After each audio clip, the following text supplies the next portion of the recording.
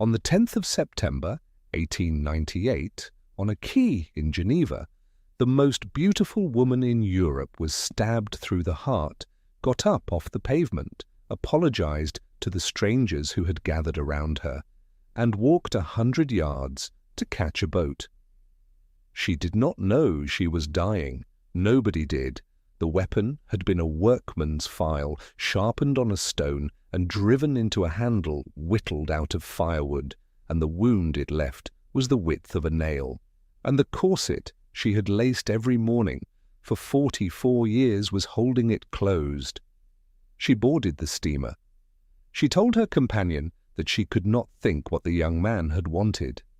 Then she went down on the deck, and they cut her stays to let her breathe, and she died in a hotel bedroom a little over half an hour later without ever entirely understanding what had happened to her. She was 60 years old. She had been Empress of Austria for 44 of them, the longest tenure of any woman who ever held the title. Europe had spent 4 decades looking at her photograph. She had spent 3 of those decades refusing to be looked at. The world remembers her as Sisi, a barefoot girl on a Bavarian lake, an emperor who took one look and chose her instead of her sister, a fairy tale in a white gown reprinted on 100 million chocolate boxes and coffee tins.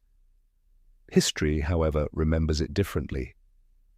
Behind the legend stands a court that took her children out of her arms, a 2-year-old buried in a foreign city, hair to her heels that cost 3 hours of every single day of her adult life, a hunger she never named, a hunting lodge in the Vienna woods on a January morning, and 9 years of black. This is the story of the loneliest woman in Europe. It begins with a girl nobody was watching. She was born on Christmas Eve in the last hours of the 24th of December, 1837, in a tall grey palace on the Ludwigstrasse in Munich, and her family, who were superstitious in the cheerful, unexamined way of people with a great deal of leisure, decided almost immediately that it meant something. A child born on a Sunday was a fortunate child. A child born on a Sunday that was also Christmas Eve was fortunate twice over. And the story went round the house that evening, and was still being repeated 70 years later, that the infant had come into the world with a tooth already through the gum, which the old women of Bavaria held to be the surest sign of all. Whether it was true nobody ever established. It hardly mattered. The 19th century liked its omens, and she had been handed 3 of them before she was a day old, and every one of them promised the same thing, which was luck. They christened her Elisabeth Amalie Eugenie. Within the family, she was Sisi. 2 syllables, 1 S in the middle, whatever the postcards and the picture houses would eventually make of it. And for the first 15 years of her life, she was the most comprehensively unimportant person in the room. Her father saw to that largely by being elsewhere. Duke Maximilian Joseph in Bavaria belonged to the junior branch of the Wittelsbachs, which meant that he possessed a title, a considerable fortune, several houses, and no function whatsoever. Bavaria had a king already, and he was not it, and never would be, and the arrangement suited him down to the ground. He played the zither with real accomplishment and published folk songs he had collected in the mountains. He had ridden out to see the pyramids and come back with stories. He kept horses the way other men keep opinions, and, this is the detail that explains a great deal about his daughter, he maintained a private circus ring inside his Munich palace, engaged professional riders, and performed in it himself in costume for his own entertainment. He was charming, restless, indulgent, and almost entirely absent, and he fathered several children who were not his wife's. Nobody in the house appears to have found any of this remarkable. Her mother had rather more to be going on with. Princess Ludovica of Bavaria was a king's daughter, who had been married sideways into a house with no throne, and she never quite recovered from the arithmetic of it. She had done her duty. She had produced 10 children, And she had a sister, an elder sister, cleverer and harder and infinitely more ambitious, who had made a very different bargain. Sophie had married an Archduke of Austria, and in the terrible winter of 1848, when the thrones of Europe were going over like skittles, she had manoeuvred with a nerve that startled hardened statesmen, arranged the abdication of one emperor and the passing over of another, and put her own 18-year-old son on the Habsburg throne. Ludovica had a duke who played the zither. Her sister had made an emperor. Everything that follows in this story descends in one way or another from those two facts sitting at the same family table. But none of it touched the child, because the child was at the lake. Possenhofen was a plain square house with a tower at each corner, standing among trees on the western shore of Lake Starnberg, 20 miles from Munich, and Duke Max had bought it 3 years before Elizabeth was born. The family called it Posse. They went out at the beginning of the summer and stayed until the weather broke, and for those months the ordinary machinery of a royal upbringing, the timetables, the governesses, the hours of French and deportment that shaped every well-born girl in Europe, simply ceased to operate. Lessons were cancelled for fine weather. Lessons were cancelled for bad weather. She was on a pony almost before she could reliably walk, and by 10 she rode better than the grooms. She swam in the lake. She went off for whole days with the children of the village and came back filthy. There were dogs in every corridor and a menagerie in the grounds, and nobody in authority appeared to mind about any of it. It was an upbringing without edges. In a century that regimented royal daughters to the quarter hour, she grew up feral, unadored, and completely unprepared. What she did have was books, and she chose them herself, which is the only kind of education that ever really takes. She read poetry and copied it into notebooks in a small, determined hand, and above all, she read Heinrich Heine, the German lyric poet whose beautiful, wounded, ferociously ironic verse was already suspect in respectable drawing rooms and would in time be banned outright by people worse than anyone she ever met. She loved him at 11. She was still collecting his letters at 58, and she had begun very early to write verse of her own, which she showed to nobody. That habit would last her whole life. 60 years later, it would be sealed in a strong box and locked away for 6 decades, addressed to readers who had not yet been born, because she had concluded that nobody alive was fit to hear it, none of which, in 1853, was of the slightest interest to anybody, because the daughter who mattered was Helene. Helene was 4 years older and had been assembled with care.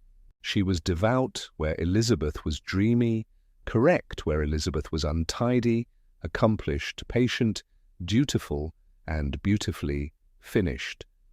Everyone in the family understood that Nene was the one being kept for something. Nobody said so aloud because one did not, but the entire investment of that household, such as it was, between the zither and the circus ring, had gone into the elder girl. Elizabeth was the awkward one. She was too tall for her age and desperately shy of strangers.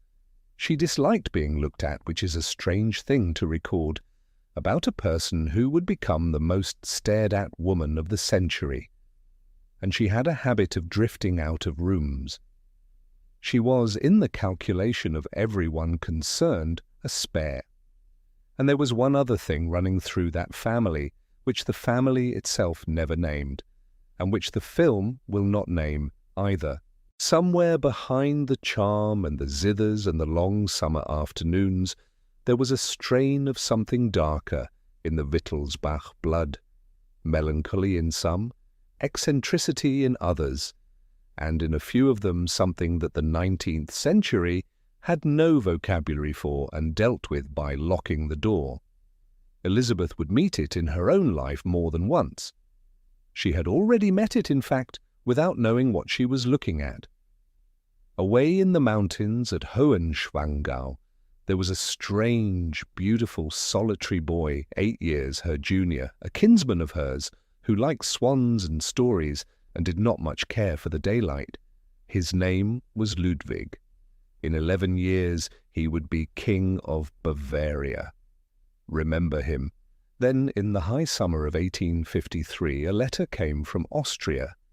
Her mother's sister, the formidable Archduchess Sophie, who had made an emperor and now intended to marry one, was arranging a small family gathering at Bad Ischl in the Salzkammergut for her son's 23rd birthday. The invitation was cordial, and the purpose was not concealed for a moment. Sophie wished to look at Helene. Ludovica, who had waited her entire adult life for precisely this letter, packed her eldest daughter's finest gowns, engaged the hairdresser, rehearsed the conversation, and, because a girl of 19 should not travel to be inspected without company, and because it seemed a kindness, brought along her 15-year-old sister as well.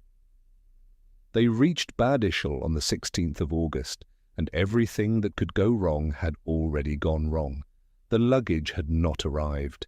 Helene's gowns, the whole careful armoury assembled to catch an emperor, was somewhere else entirely, along with the jewellery and the hairdresser's boxes, and the three of them came to the most consequential tea in the history of their family, in the black they happened to be wearing for a dead aunt, with nothing to change into and no time to arrange anything. Ludovica was distraught. Helene was mortified and pale and silent, and looked in mourning black exactly as sallow as her mother had feared. And the 15-year-old who had been brought along the way, one brings a younger sister who had nothing whatsoever at stake and had not been told to be anything in particular, sat down at the end of the table with her hair still in its travelling braids and waited to be ignored. Then the Emperor of Austria came into the room. He looked at the sister he had been brought there to marry, and then he looked past her. To understand what happened at that tea table, one has to know something about the young man who came through the door. Franz Joseph had been born on the 18th of August 1830, and the party was for his 23rd birthday. He had been Emperor of Austria since December 1848 by arrangement rather than by any ordinary inheritance. The empire was coming apart in every direction that winter. The reigning emperor was a gentle, epileptic man nobody could pretend was governing, and his mother had manoeuvred the abdication of one Habsburg and the renunciation of another to put her 18-year-old son on the throne. What followed was not gentle. The Hungarian War was finished in 1849 with 200,000 Russian soldiers lent by the Tsar, and the settlement afterwards was made with a rope. 13 generals executed at Arad on the 6th of October, the first constitutional Prime Minister of Hungary shot in Pest the same day. Franz Joseph was 19. It was done in his name by men he had appointed, and he did not stop it. Hungary did not forget that date for a century, and the girl at the end of the table would one day be the reason much of it was forgiven. 6 months before Bad Ischl, somebody had tried to kill him for it. On the 18th of February 1853, the emperor was walking on the bastion above the city when a young Hungarian came up behind him and drove a knife at the back of his neck. His name was János Libenye, a journeyman tailor of 21, and he had gone for exactly the right place. What stopped him was the collar, a high, stiff, heavily embroidered stock, an ornament, the sort of thing an emperor wore because emperors had always worn it. The blade struck it and turned. He bled badly, frightened his physicians, and was back at his desk within weeks. The sentence that went round Europe that spring was that the Emperor of Austria had been saved by his coat. It is worth stopping there once and then leaving it alone until the end. 45 years later, on a quay beside a Swiss lake, another blade would go into another Habsburg, and again the clothing would decide what happened next. It would not save her. It would hold her closed long enough to let her walk to a boat, still believing nothing much had happened, and then it would be cut. Remember the collar. Now the woman who had arranged the party. Archduchess Sophie had not brought her son to the mountains for the air. The gathering was a marriage market with a single candidate on the books, and everyone above stairs understood it. More than one contemporary called Sophie the only man at the Hofburg, and it was not altogether a joke. She had made an emperor. She now intended to furnish him. Her choice was her own niece, Helene, devout, obedient, dynastically unimpeachable, and Bavarian, which meant the next Empress of Austria would arrive owing Sophie everything she had. The tea went precisely to plan for something under a quarter of an hour. Then the Emperor stopped attending to the elder sister and never started again. Here was a man of 22 who had never been permitted to choose anything more consequential than a horse, looking down a table at a girl of 15 in mourning black, too tall, half hidden behind her own hair, plainly wishing herself elsewhere. By that evening he had told his mother it was to be the younger one. Sophie argued the case for Helene and discovered that the one thing on earth she could not overrule was the settled will of the son she had made. She gave way inside a day.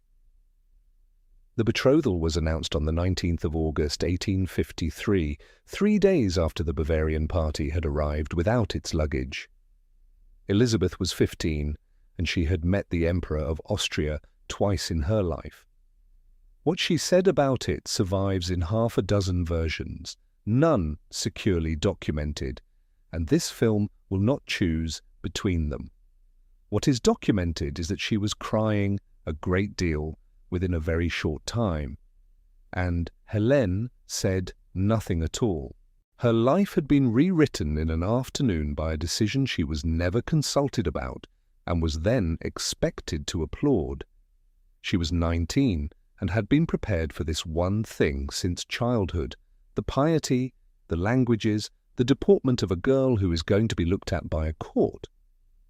She was set aside in front of her mother, her aunt, and her sister, and then in front of Europe, since the engagement was in every newspaper on the continent inside a week. By every surviving account, she behaved impeccably, and never afterwards said a bitter word that anybody recorded.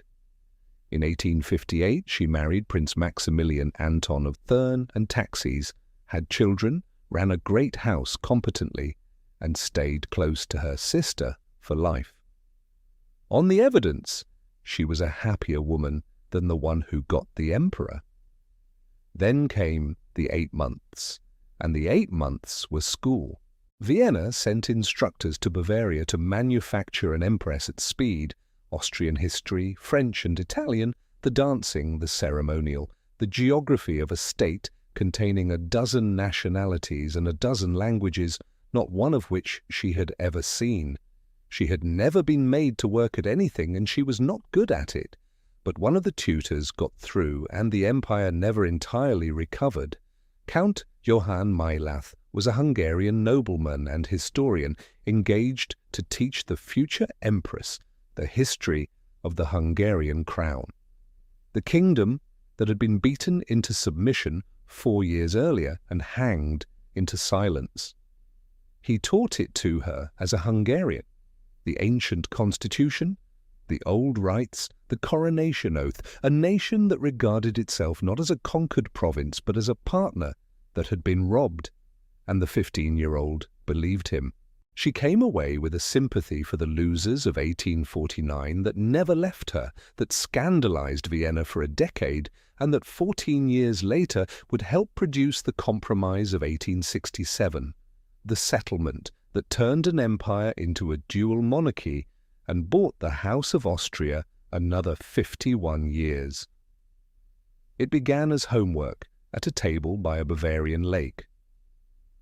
Everything else about that winter was frightening.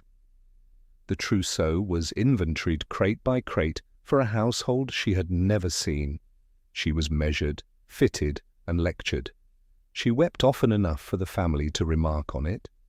Long afterwards, she is reported to have said of the institution itself, "Marriage is an absurd institution. One is sold as a 15-year-old child and makes a vow one does not understand and then regrets for 30 years or more, and which one can never undo again."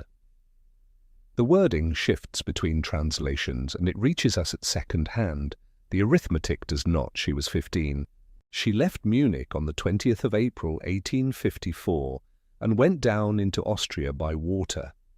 The bridal journey was a triumph, a steamer dressed over all with roses, the Danube in April, the banks lined at Passau and at Linz, cannon, church bells, flowers thrown into the water ahead of the bow.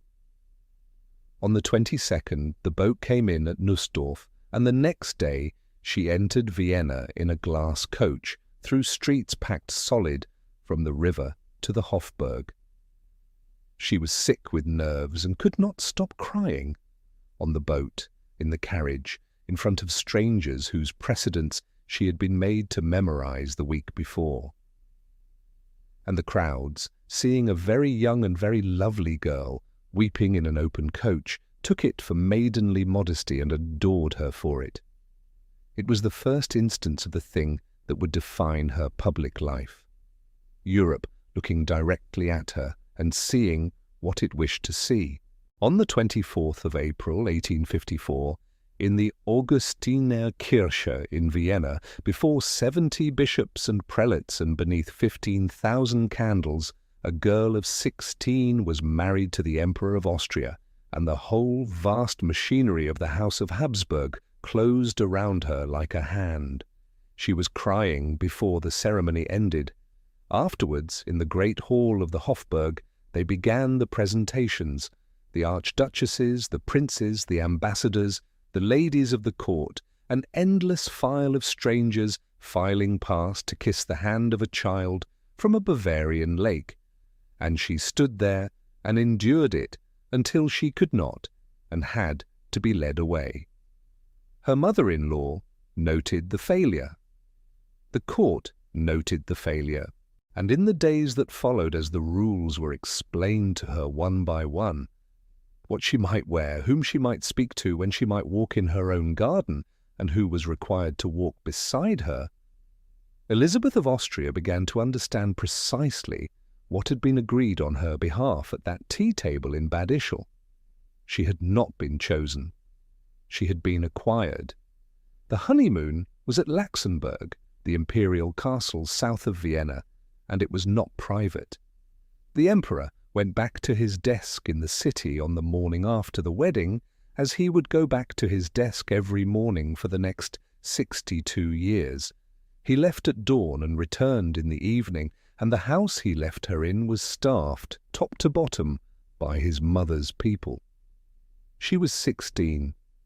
She had entered the country a few days earlier, and by the accounts that survive, the intimate business of the marriage was known to the family within hours and discussed at the breakfast table, because at the Viennese court there was no part of an empress's life that belonged to the empress. This was not a failure of manners, it was the system, and the system had a name.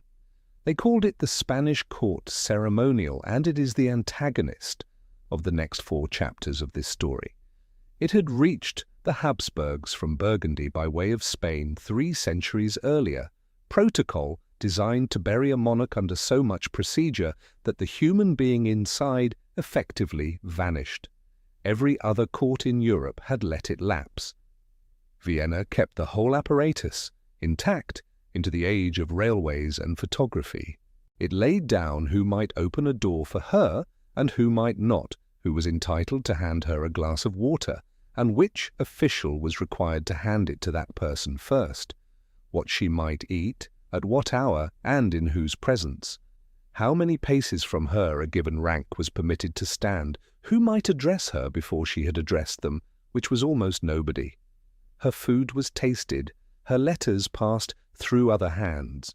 Her day was written out in advance by people she had never met, and the thing that made it unbearable in a way that ordinary cruelty is not was that nobody in particular was doing it to her. There was nobody to appeal to. It was procedure. Consider only the business of getting dressed, which the ceremonial regulated as strictly as a military drill. She was washed, dressed, and laced by other women in a room containing several more, each with a rank, a function, and a right to be present. Nothing in the process was hers, and among the things put on to her every morning by other people's hands was a whaleboned corset laced from behind, an unremarkable garment for a woman of her class and her century, worn by every lady in Vienna without a second thought, and at that point nothing more than another item of the uniform she had been issued. Remember it. Within a few years she would take that garment away from them and turn it into the instrument of her own authority, laced far tighter than any court would have thought decent, and she would wear it every day for the rest of her life. It was the first thing the Hofburg imposed on her. It was still on her, laced to the last hole, on the afternoon she died. She was not permitted a friend either. Her household was appointed for her entire, and at the head of it stood Countess Sophie Esterhazy, Obersthofmeisterin, chief lady of the household, a woman of impeccable rank and rigid principle, who had been chosen for the post by her mother-in-law, the Archduchess Sophie, and who reported to the Archduchess Sophie. Every letter, every visitor, every unguarded remark went past her. The Bavarian attendants who had travelled with the bride, the 2 or 3 faces she knew in the whole of the empire, were sent home almost at once as an unsuitable influence. Elizabeth had no say in a single appointment in her own service. She was 16 years old, in a foreign city, surrounded at every hour of the day by people, and there was not one of them she could speak to honestly. After that, the small things did the rest, and they are worth giving briefly because their force is cumulative rather than anecdotal. It was said that her shoes were worn once and then destroyed, a new pair every day, and that when she asked whether they might be broken in first, she was told that the Empress of Austria did not wear worn shoes. She was made to give up the parrots she had brought from Bavaria on the reasoning, advanced perfectly seriously, that a woman who looked at birds while carrying a child might produce a child that resembled them. And there were written reproofs, delivered on paper by a relation living in the same building, that she should not show her teeth when she laughed, that she had been seen at a window, which an empress did not do. Some of these stories reach us softened or sharpened by a century of retelling. The pattern behind them is not in doubt, and her husband did not understand that anything was wrong. This matters because the story does not work if he is merely a villain, and he was not.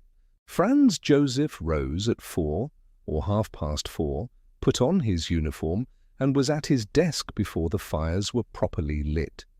He read and initialed papers for the rest of the day like a senior clerk of his own bureaucracy, and he did it for 68 years without ever seriously wondering whether a life might be for something else. He loved her. That is documented beyond argument across 44 years of letters, and he went on loving her long after she had stopped being anything like a wife to him. He simply had no idea on earth how to make her happy, and in those first years he was entirely his mother's creature. When Elizabeth appealed to him, he counselled patience. When she wept, he was distressed and went back to work. So her body took over the argument. Within weeks of the wedding, she was coughing. She lost weight she had no business losing. She found she could not manage the great staircases of the Hofburg without her heart going wild and her breath failing, and she began to be frightened of them. She wept for hours in rooms that were enormous, cold and formal, and she developed a horror of being looked at that never afterwards left her.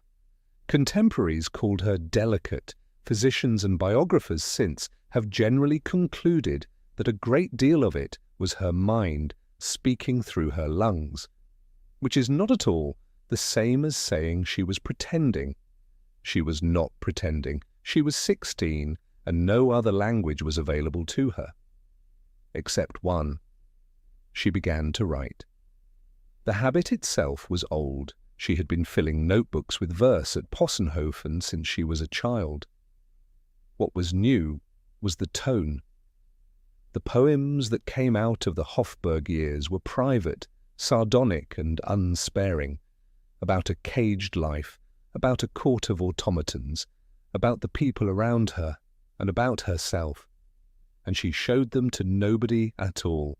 She went on writing them for 40 years. In the last decade of her life, she gathered the whole body of it into 2 manuscript volumes, sealed them, and left instructions that they be kept shut for 60 years, and then delivered to the President of the Swiss Confederation. The dedication was addressed to no living reader. It was addressed to the souls of the future. Somewhere in those cold rooms, she had reached the conclusion that nobody then alive was fit to hear her. She was pregnant before that first summer was out. The court was delighted, and the whole apparatus turned itself towards the coming child. And the question that mattered most in the Hofburg was not, in the end, whether it would be a boy.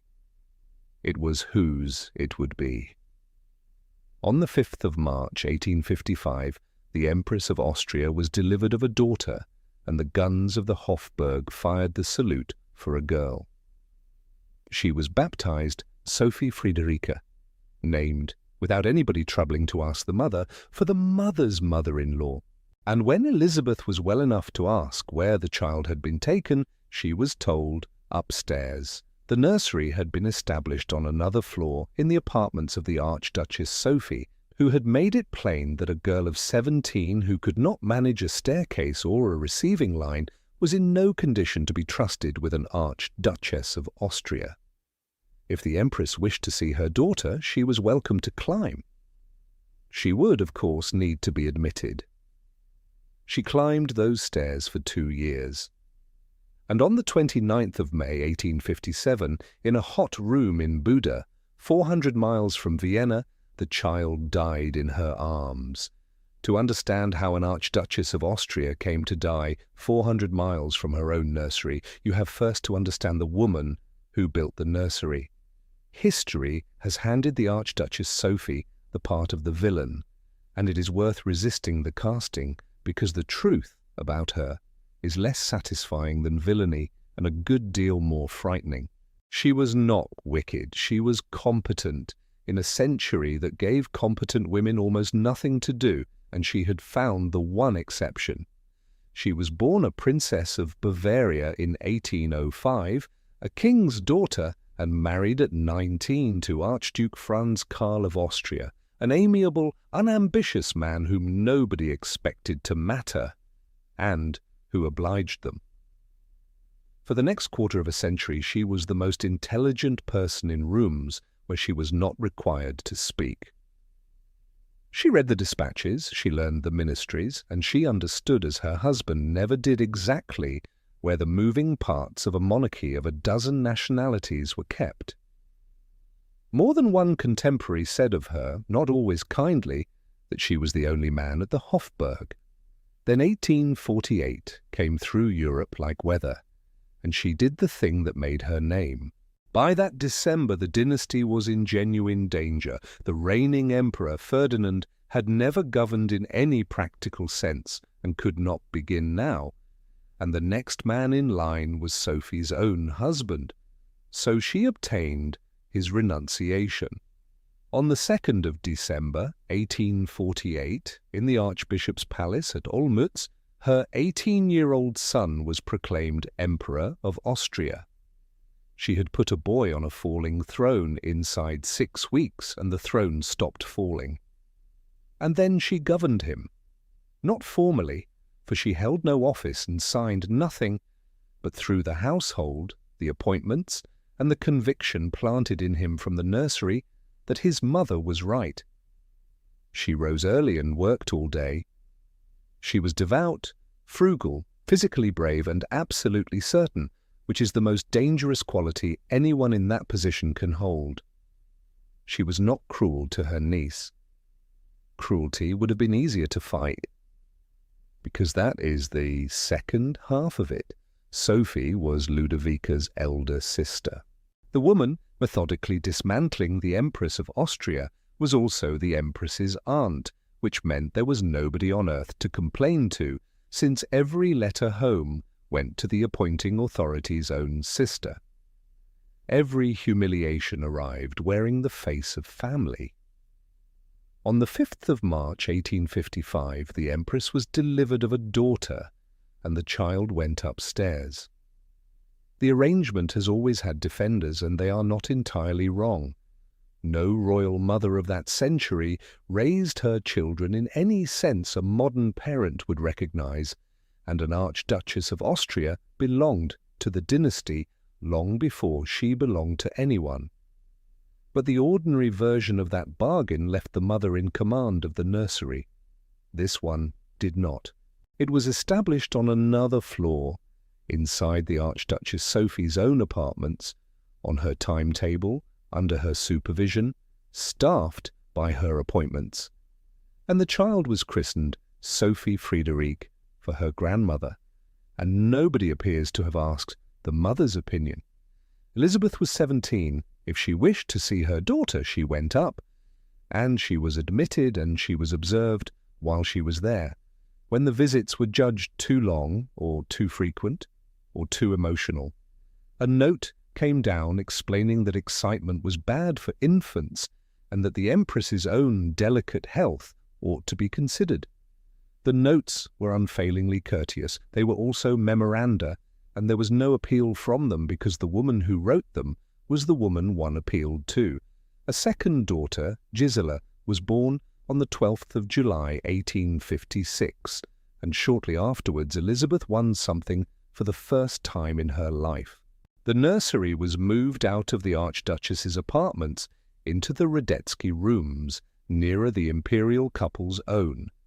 And the move, by the accounts that survive, was arranged while Sophie was away from Vienna, and she was not told it was happening. It was a small victory and a revealing one.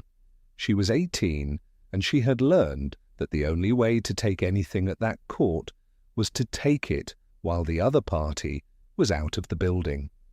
Then came the spring of 1857, and the largest thing she had ever asked for. The Emperor was going to Hungary. It was the first serious attempt at conciliation since 1849. Since the surrender, the executions, and 8 years of administration by garrison, and a young and famously beautiful empress at his side would do more for the mood of pest than any proclamation. Elizabeth agreed to go and then made a condition of it. She would take both daughters with her. The Archduchess objected at length and in writing. The distance, the heat, the water, the fevers of the Hungarian plain, the sheer unsuitability of carrying infants of 2 years and 10 months across an empire. She was overruled, not by argument, but by the Emperor, who for once took his wife's side. And this must be said plainly because everything that follows turns on it. It was the first time Elizabeth ever fought for her children, and won. She was right to fight, and her mother-in-law on the facts was right about the risk.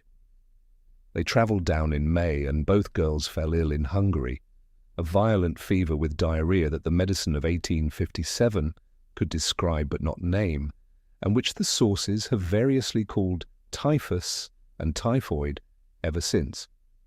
Gisela, at 10 months, turned the corner. Her sister did not. On the 29th of May 1857, in a hot room in Buda, after some 11 hours, the Archduchess Sophie Friederike died in her mother's arms. She was 2 years and 2 months old. Her mother was 19.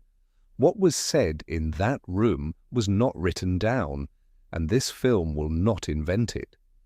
What is recorded is what came afterwards, that Elizabeth would not leave the body, that she refused food for days, that she could not be persuaded out of the room by her husband, her household, or anyone at all, and that the most procedural court in Europe, which had a rule for the placing of a chair, had no procedure whatsoever for this. The small coffin went back to Vienna and down into the Capuchin crypt among the sarcophagi of the House of Habsburg, which had a vault and a ritual and room. The Archduchess Sophie herself died on the 28th of May, 1872, 15 years, almost to the day, after the granddaughter who had carried her name. It is a coincidence of dates, set down here only because it is true. Nobody at the Hofburg needed to say the rest aloud. She had taken the children against advice, and the child was dead. Vienna has never required a sentence to be finished. And the cruelest part of it is that she agreed with them. She carried that verdict privately for the rest of her life, and something in her closed against the whole fact of motherhood. The obvious response to losing one daughter would have been to hold the other one tighter. It is not what happened. She did not resume her visits to Gisela for a long time, and by the time she did, the ground she had taken in 1856 was gone. The son came 15 months later, on the 21st of August 1858 at Laxenburg. 101 guns were fired for him. The salutes for his sisters had been a fraction of that. He was given a colonelcy of infantry in his cradle, the succession of 600 years was secured, and the Empress's contract with the House of Austria was discharged in full.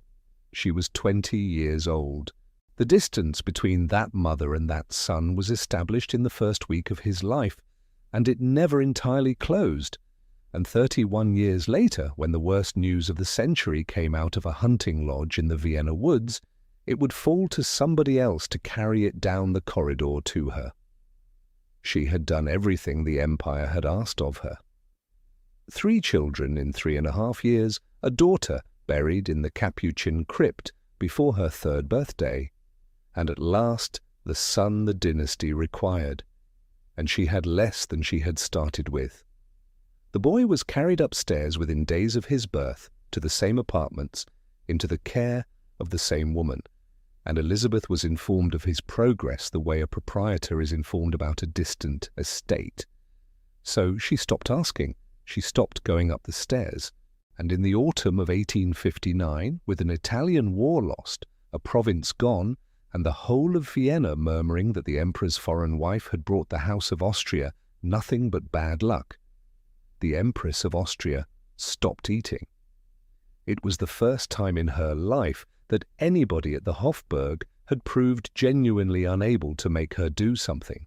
She had found the one thing in the empire that was hers. She was about to spend the next 39 years defending it. The autumn in which the Empress stopped eating had begun, as such autumns generally do, with a war. In the spring of 1859, the Austrian Empire went into northern Italy against Piedmont and the France of Napoleon III, and it went wrong from the first week. On the 4th of June, the Austrians were beaten at Magenta. On the 24th, at Solferino, in an enormous and badly handled battle fought across the low hills south of Lake Garda, they were beaten again, and decisively. And the Emperor, who had insisted upon commanding in person, who was 28 years old and had never commanded anything, watched his army break in front of the whole of Europe. By the Peace of Zurich in November, Lombardy was gone. So was a good deal else. The monarchy's military reputation, a great part of its credit, and the last of the assumption that the House of Austria was a first-rate power. A court in that condition looks for somebody to blame, and it does not, as a rule, choose the emperor. It chose the foreign wife. She was Bavarian. She was cold to the aristocracy she declined to entertain. She had told her husband, more than once and not always privately, what she thought of his generals. And there was a whisper in the drawing rooms of Vienna, not quite audible and never written down, that the marriage itself had been unlucky, and the Empire was paying for it. Some of that reached her, all of it reached the Archduchess, and her body answered, as it had been answering since she was 16. Through 1860, she ate less and less. She slept badly, walked for hours, grew violently thin and began to cough. By October, the physicians were summoned in earnest, and their verdict was anemia, the green sickness of 19th century medicine with severe exhaustion. Then Josef Skoda was called in, the most celebrated diagnostician in Vienna, one of the founders of the modern physical examination, and a man not in the habit of frightening his patients for effect. He listened to her chest, and he feared tuberculosis, which in 1860 was less a diagnosis than a sentence. And he prescribed the only remedy the age possessed, which was warm air a long ways south. He recommended Madeira. Whether there was ever a disease in her lungs has been argued over ever since. What is not in dispute is the speed with which she left. She was gone within weeks. Across Europe by rail in the middle of November to Antwerp, where Queen Victoria had placed a royal yacht at her disposal, and then out into the Atlantic in the season of gales, which was reckless, and which she does not appear to have minded in the slightest. She reached Funchal at the end of the month and stayed 5 months. The accounts that survive describe a house above the harbour, flowers in December, horses, dogs, the sea, and long stretches of boredom relieved by letters and by the study of Hungarian. They also describe something the Viennese physicians would have found difficult to explain. The cough stopped. She ate. By spring, the woman who had been dying was riding again.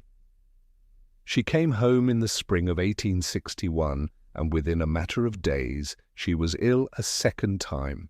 Fever, cough, unable to keep food down, a collapse so fast that it frightened everyone in the building.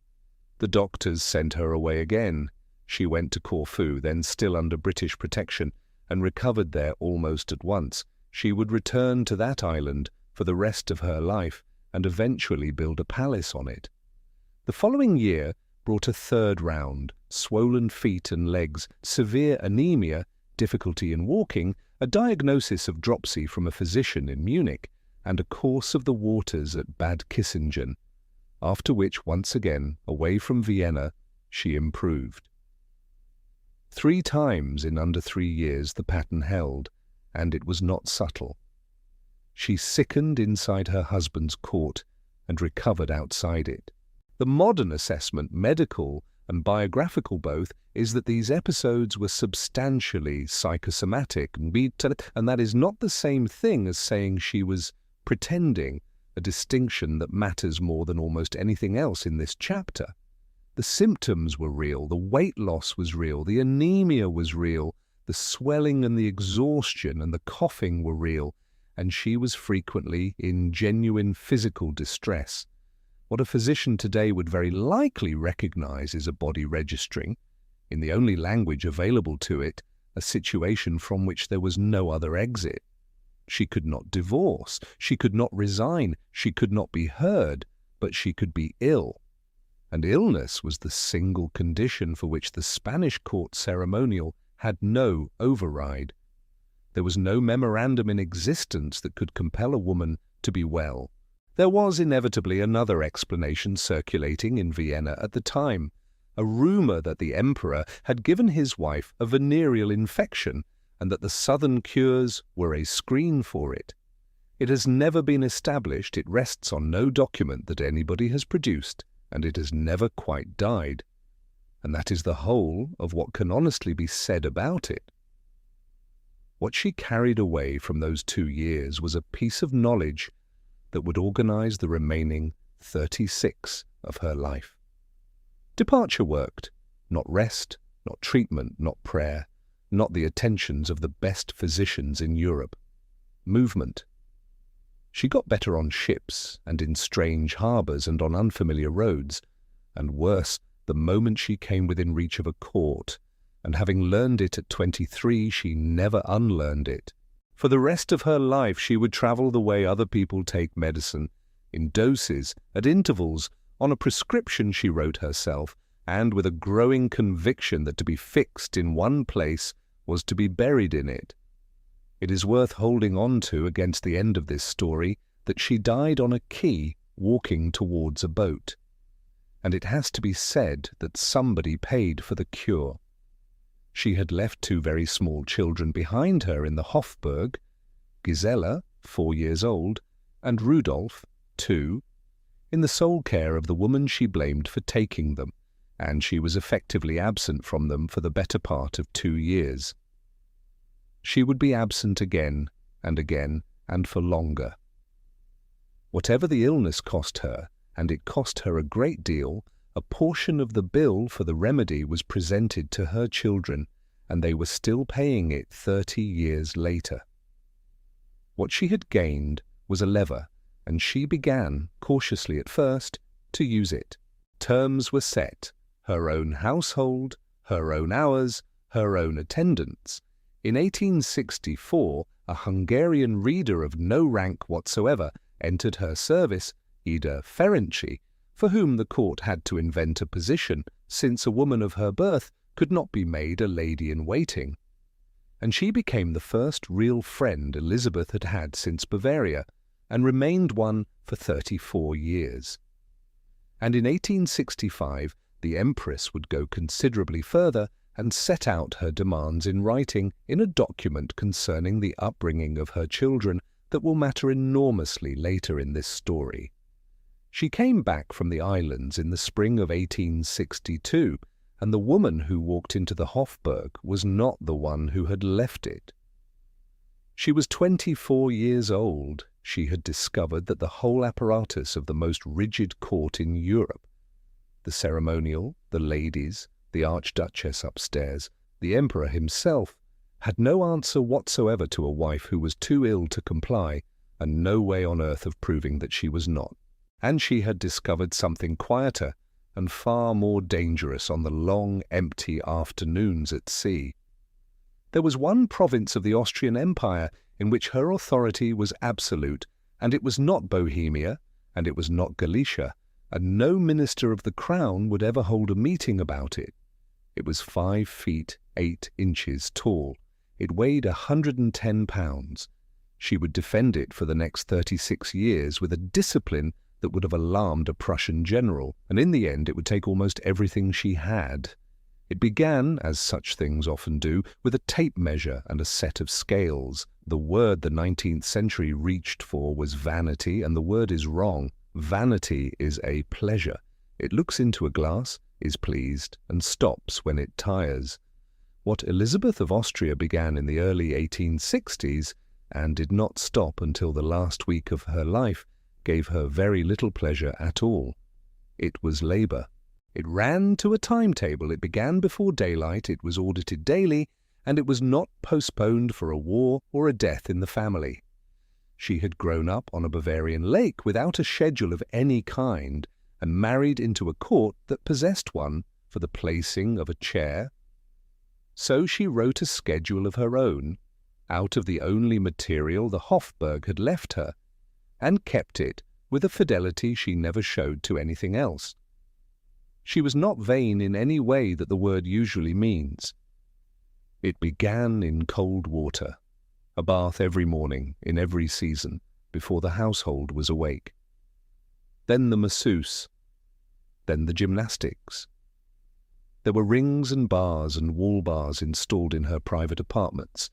In palaces where the hanging of a picture required a written submission, the Empress of Austria, hauling herself up on a bar screwed into her own doorframe, while the ministries assembled 2 floors below.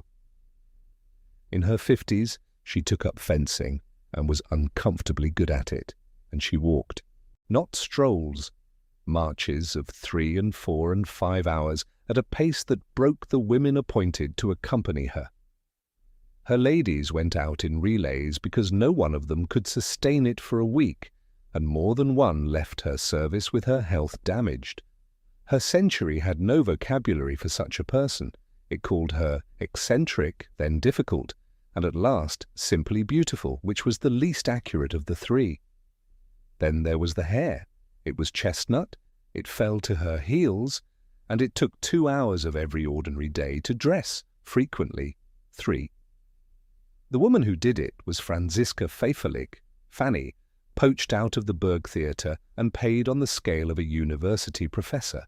She was forbidden to wear rings, she worked in white gloves, and every hair that came away in her hands had to be presented on a silver bowl for inspection. Twice or 3 times a month it was washed with eggs and cognac, which consumed an entire day. The engagements of the imperial court were struck out because the empress's hair was wet. The weight of it gave her headaches, and it was tied up on ribbons and hooked to the wall to take the strain off her neck. Her Greek reader, Konstantin Christomanos, recorded her saying, in a wording that reaches us through his translation, "I am a slave to my hair." But she used those hours which nobody has quite given her credit for. Hungarian verbs and later Greek ones, Homer read aloud while she sat motionless under another woman's hands. She turned a daily sentence into a private university. The numbers can be given once and then left alone. She was about 5'8", unusually tall for her generation, and held her weight near 110 pounds for most of her adult life. Her waist, at its most extreme, around 1859, measured something close to 16 inches, and stood nearer 19 in her later years. The lacing was done by an attendant, and could take the better part of an hour every morning for decades. Latterly the stays were rigid leather from Paris. She wore no petticoats, and she was, on many days, literally sewn into her clothes so that no seam or crease should break the line. A woman who spent an hour each morning being tightened and was then stitched shut for the day. And she was hungry. She weighed herself daily, and in later years 3 times a day, and if the figure rose above 50 kilos, she went on what she called a hunger cure. Meat frequently disgusted her. There were long stretches in which she lived on the pressed juice of half-raw beef in a clear soup, on milk and eggs, on oranges, on violet ice.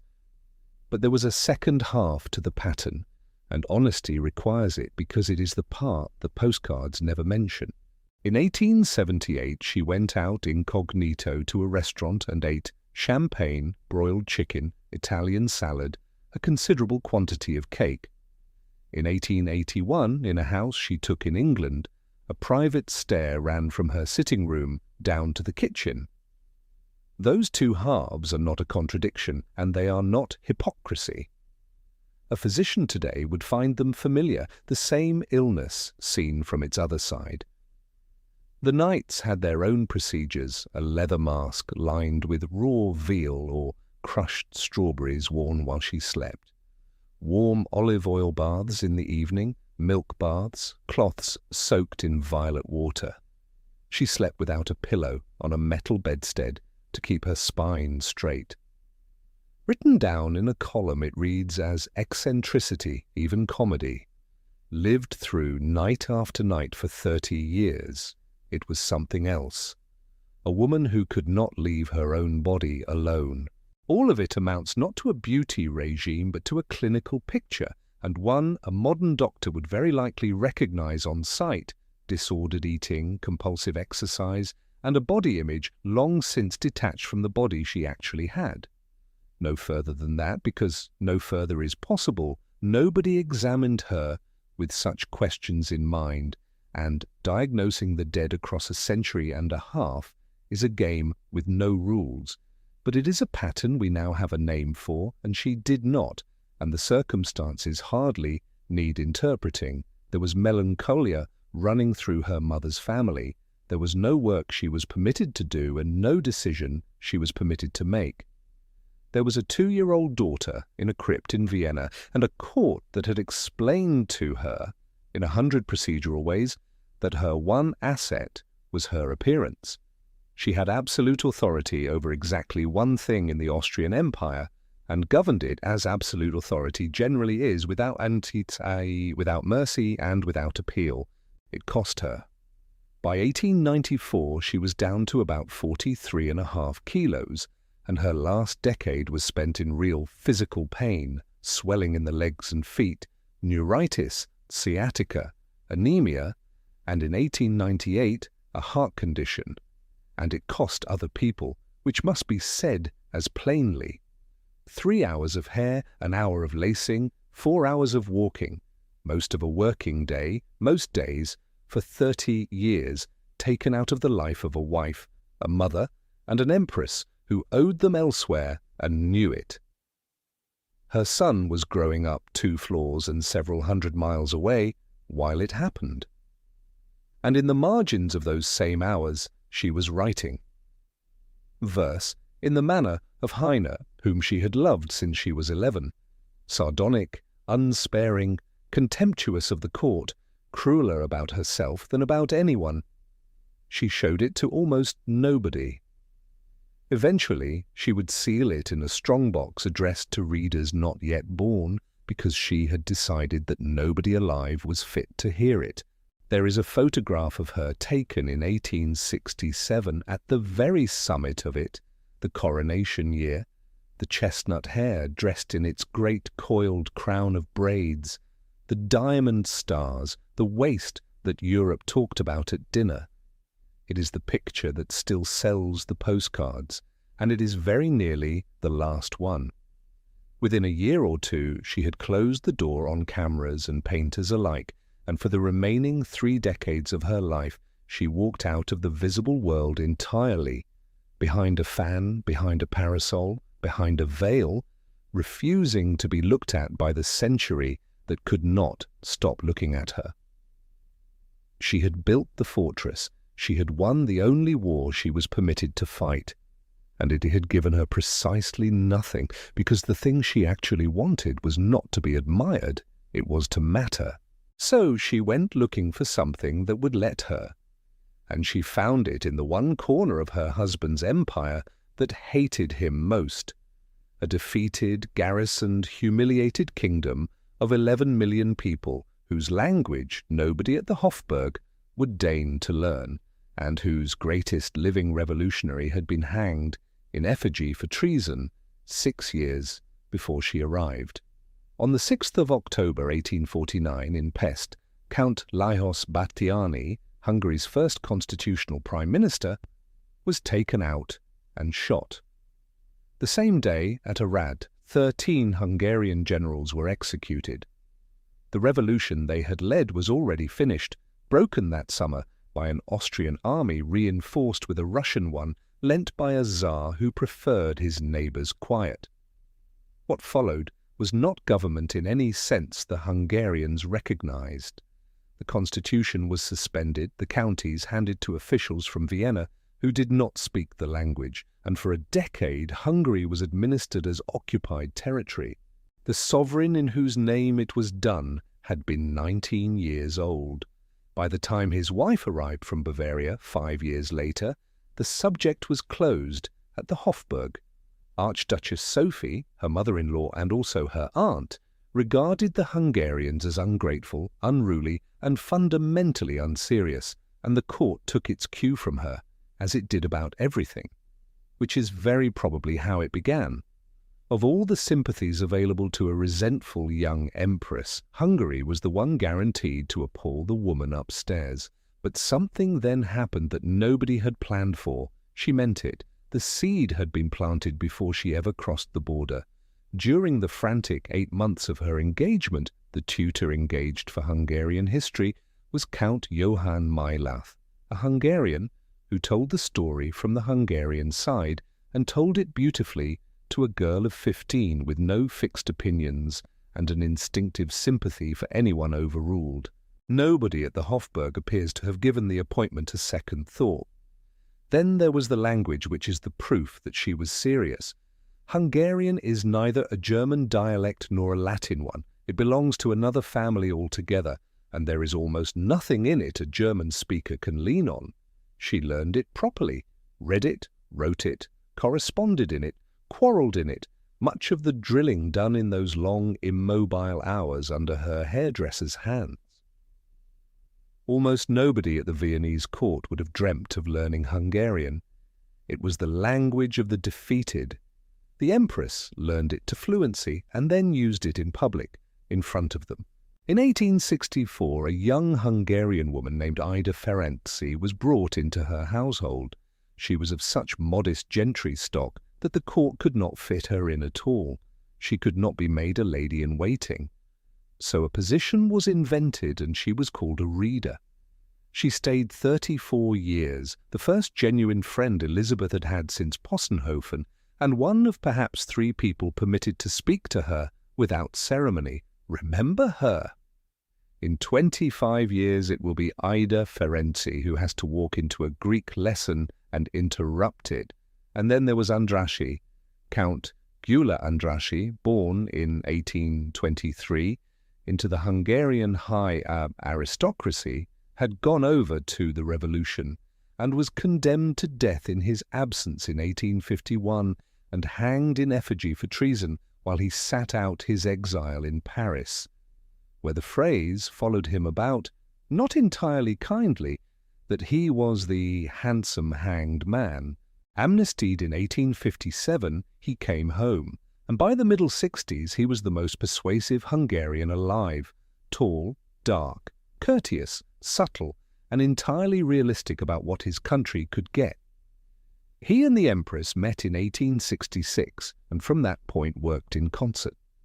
The rumour, of course, was universal, and it has never gone away. They were close in a way that scandalized a court which regarded closeness itself as irregular, and she advanced him relentlessly. Society took the rest as settled. There is no proof of a love affair, no letter, no admission, no reliable witness, and serious historians still divide over it. The gossip went further and attached itself to the paternity of the daughter born in Buda 2 years later, for which there is no evidence whatever. What the documents will support is this. They trusted each other, each was the other's instrument, and it worked. On the 3rd of July 1866, the Prussian army destroyed the Austrian army at Königgrätz. The war had lasted 7 weeks. Venetia was gone, Austria was expelled from Germany altogether, and the monarchy stood at the lowest point in its modern history. And Elizabeth, who had spent 12 years being decorative, went to Budapest, took Hungarian advice, and began writing to her husband about politics. She wrote in substance that if he would trust Andrassy, and trust him entirely, they might still be saved, not only Hungary, but the monarchy too. It was the first political sentence of her life, and it was correct. Through that winter the negotiations ran, and in February 1867 Andrassy became the first Prime Minister of Hungary since the man shot in Pest. The settlement they built, the Ausgleich, the compromise, cut the empire in 2 and reassembled it as a dual monarchy. 2 states, 2 parliaments, 2 governments, 1 sovereign, with the army, foreign affairs, and the money held in common. It satisfied nobody entirely. It bought the House of Austria another 51 years. On the 8th of June 1867, in the Matthias Church in Buda, Andrassy and the Primate of Hungary set the crown of St. Stephen on Franz Joseph's head. And then the crown was touched to Elizabeth's shoulder in the old Hungarian form, and she was crowned queen beside him, the first time a king and queen of Hungary had been crowned together. She wore Hungarian national dress, laced, sewn with pearls. Liszt had written the Mass. Outside, an enormous crowd was not shouting for the Empress of Austria, it was shouting for Elisabeth. The nation's gift was the palace at Gödöllő, east of Pest, with its stables and its woods. It was, by every account, the happiest day of her life, and the only unambiguous political victory she ever won. 11 days later, on the 19th of June, at Querétaro in Mexico, the emperor's younger brother Maximilian, put on a throne by the French and then abandoned by them, was shot. The House of Habsburg had gained a kingdom, and lost an emperor inside a fortnight, and the telegram reached Vienna while the coronation medals were still being struck. And on the 22nd of April, 1868, in Buda, Elizabeth gave birth to her fourth and last child, a daughter, Marie Valerie. The court called her the Hungarian child and did not always mean it kindly. This one Elizabeth kept. Nobody carried her upstairs, nobody was permitted to. The woman who had taken the others was old now and losing her grip, and the mother had learned how to fight. She nursed the child herself, took her everywhere, would not be separated from her for a season, and loved her with an intensity her daughter would later describe as close to suffocating, a devotion that left no air in the room, and from which Marie Valerie eventually had to work hard to escape. The film will not tidy that. The mother, who had not been allowed to reach 3 of her children, could not with the 4th let go at all. Somewhere in Vienna, a girl of 11 and a boy of 9 were being told about their new sister by somebody else. In Budapest they called her Elisabeth, and they meant it. There were houses in that city where her photograph stood on the piano for 50 years after her death, and there is still a bridge and a whole district that carry her name. She was 29 years old on the day they crowned her. She had learned an impossible language, outflanked her mother-in-law, and helped talk a defeated absolute monarch into the constitutional settlement that bought his empire another 51 years of life. It was, by any measure the 19th century could apply, a triumph, and it was the last one, because Elizabeth of Austria had discovered the flaw at the centre of herself, and it was this. She could want a thing with her whole soul, and she could not stay.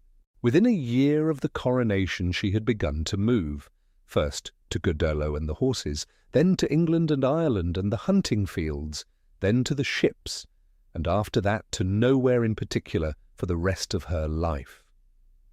She had won, and having won, she left. In Vienna they were already saying that the Empress of Austria existed chiefly as a rumour. What nobody yet understood was that she was running from something specific, and that it was waiting in a nursery on an upper floor of the Hofburg, and that it was, by then, 9 years old. The Hungarians gave them a palace, and it turned out to be the only house she ever loved. Goderlow stood 20 miles east of Budapest, a long, low, ochre Baroque house with a park behind it, and beyond the park, a country of open grass, thin hedges and honest ditches laid out, one might think, for the express purpose of being galloped over. It came as a coronation gift in 1867. Franz Josef visited it dutifully and to a timetable. Elizabeth moved into it the way water moves into a low place, and for 20 years it was where she went when she was not going somewhere else. Long autumns, her own horses, her own people, and a Hungarian society that had never much cared for the Spanish court ceremonial. At Goderlow, nobody counted the paces between the Empress and a door. They counted fences, and she was extraordinary. Courtiers are paid to admire. Take instead the professionals, the masters of hounds, the stud grooms, the English and Irish hard men impressed by almost nobody. And the verdict comes back startlingly uniform. She was one of the finest horsewomen in Europe, and by many accounts the finest woman rider of the century. She had the hands, the nerve, and the eye for a stride. She also had the thing a gifted amateur never has, which was method.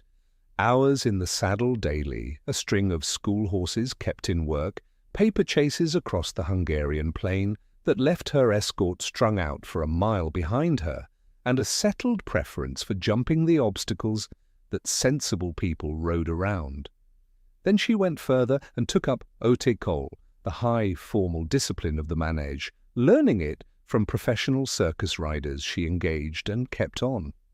The Duke, who had built a private ring inside his palace in Munich and performed in it himself, had produced a daughter who installed one on a Habsburg estate and worked in it like a hired professional.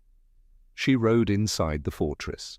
Her habits were cut skin-close over the stays and made without a crease in them, and each morning a maid sewed her into the cloth, no waistband, no fastening, nothing permitted to interrupt the line, so that the Empress of Austria went down to the meat in a garment that could not have come off her without a pair of scissors.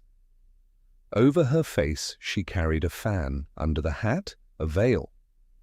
She crossed 3 countries behind both of them because the most looked-at woman in Europe had long since decided that she would not be looked at. And the strangest part, which the physicians never accounted for, was that out there she was well. The coughing, the swellings, the grey exhaustion that flattened her in the Hofburg were not present at a covert side in the rain at 8 in the morning.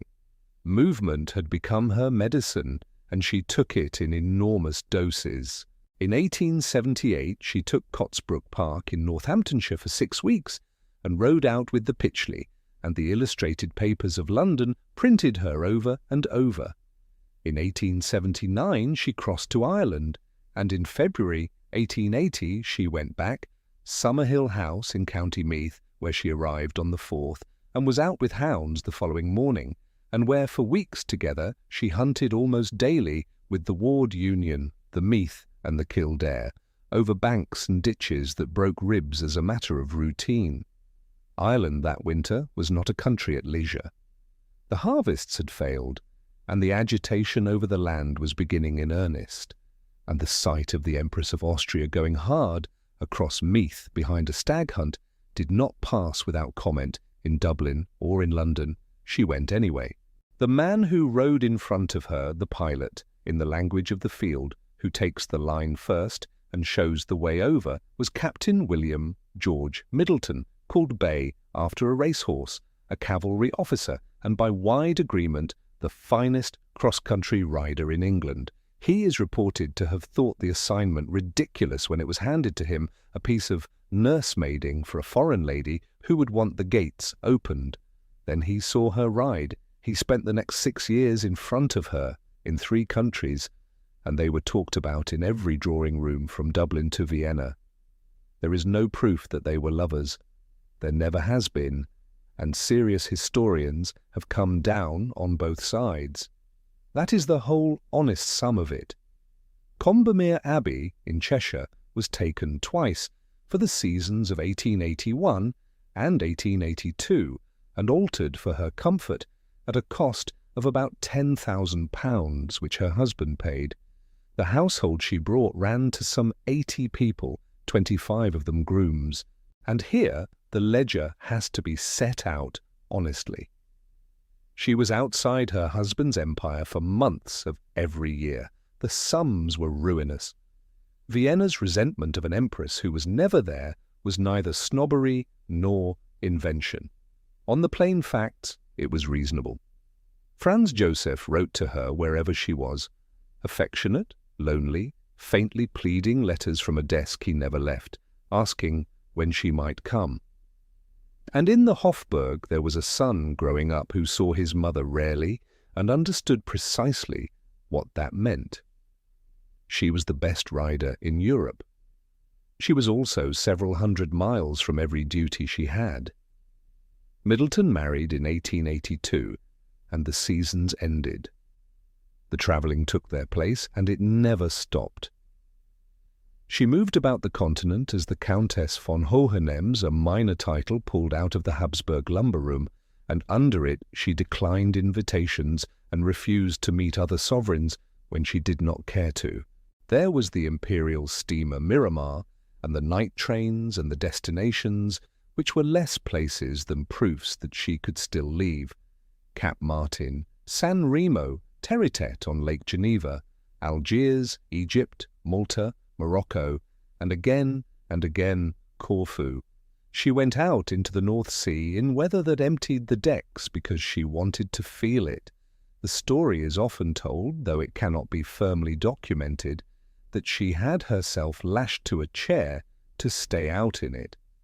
She explained the restlessness once, exactly, If she arrived at a place, she said, and knew that she could never leave it again, the whole stay would become hell despite being paradise. And then there was the last arrangement, which is the strangest and most revealing thing she ever did. In about 1886, she introduced her husband to Katharina Schratt, an actress of the Burgtheater. She arranged it herself in a painter's studio with the care of a woman settling an estate, and then encouraged the friendship, corresponded with Schratt, and kept it alive for the rest of her life. It was not a scandal and should not be told as one. It was, in its peculiar fashion, an act of kindness. It was also an act of accounting. She had concluded, coldly and accurately, that she could not be a wife to that man, and rather than change, she found somebody who could sit with him in the evenings and listen to him talk about the paperwork. It meant she could go on leaving without owing anybody an apology. She could outride the best men in 3 countries, and she had arranged her life so completely around departure that a woman in Vienna could no longer say with any confidence in which country the Empress of Austria currently was. She had a husband who wrote to her wherever she went, and an actress to sit with him while she was gone, and a daughter she took with her, and a country, Hungary, that loved her without conditions. It was, on paper, an escape of astonishing skill, but there were 2 people in her family that she could not outride, and both of them carried her own blood. One was a king in Bavaria who wrote her poems and signed himself the Eagle, and who was, by the summer of 1886, being watched by his own ministers and quietly measured for a certificate of insanity. The other was in Vienna. He was her son, he was brilliant, he was 28 years old, and he had been alone since he was 6. The strange, beautiful boy at Hohenschwangau, who liked swans and stories, and did not much care for the daylight, had, in the meantime, become a king. Ludwig was born on the 25th of August 1845 and came to the Bavarian throne in 1864 at 18. The kinship between him and Elizabeth was real but oblique. His grandfather, King Ludwig I, and her mother Ludovica were half-siblings, and neither of them ever bothered much with the arithmetic of it. They called each other cousin. They meant something more particular than that, and it took them both a while to find the word for it. He was an astonishing young man to hand a throne. Within weeks of his accession, he had sent his cabinet secretary across Germany to find Richard Wagner, then moving between cities ahead of his creditors, brought him to Munich, paid his debts and gave him the means to go on writing.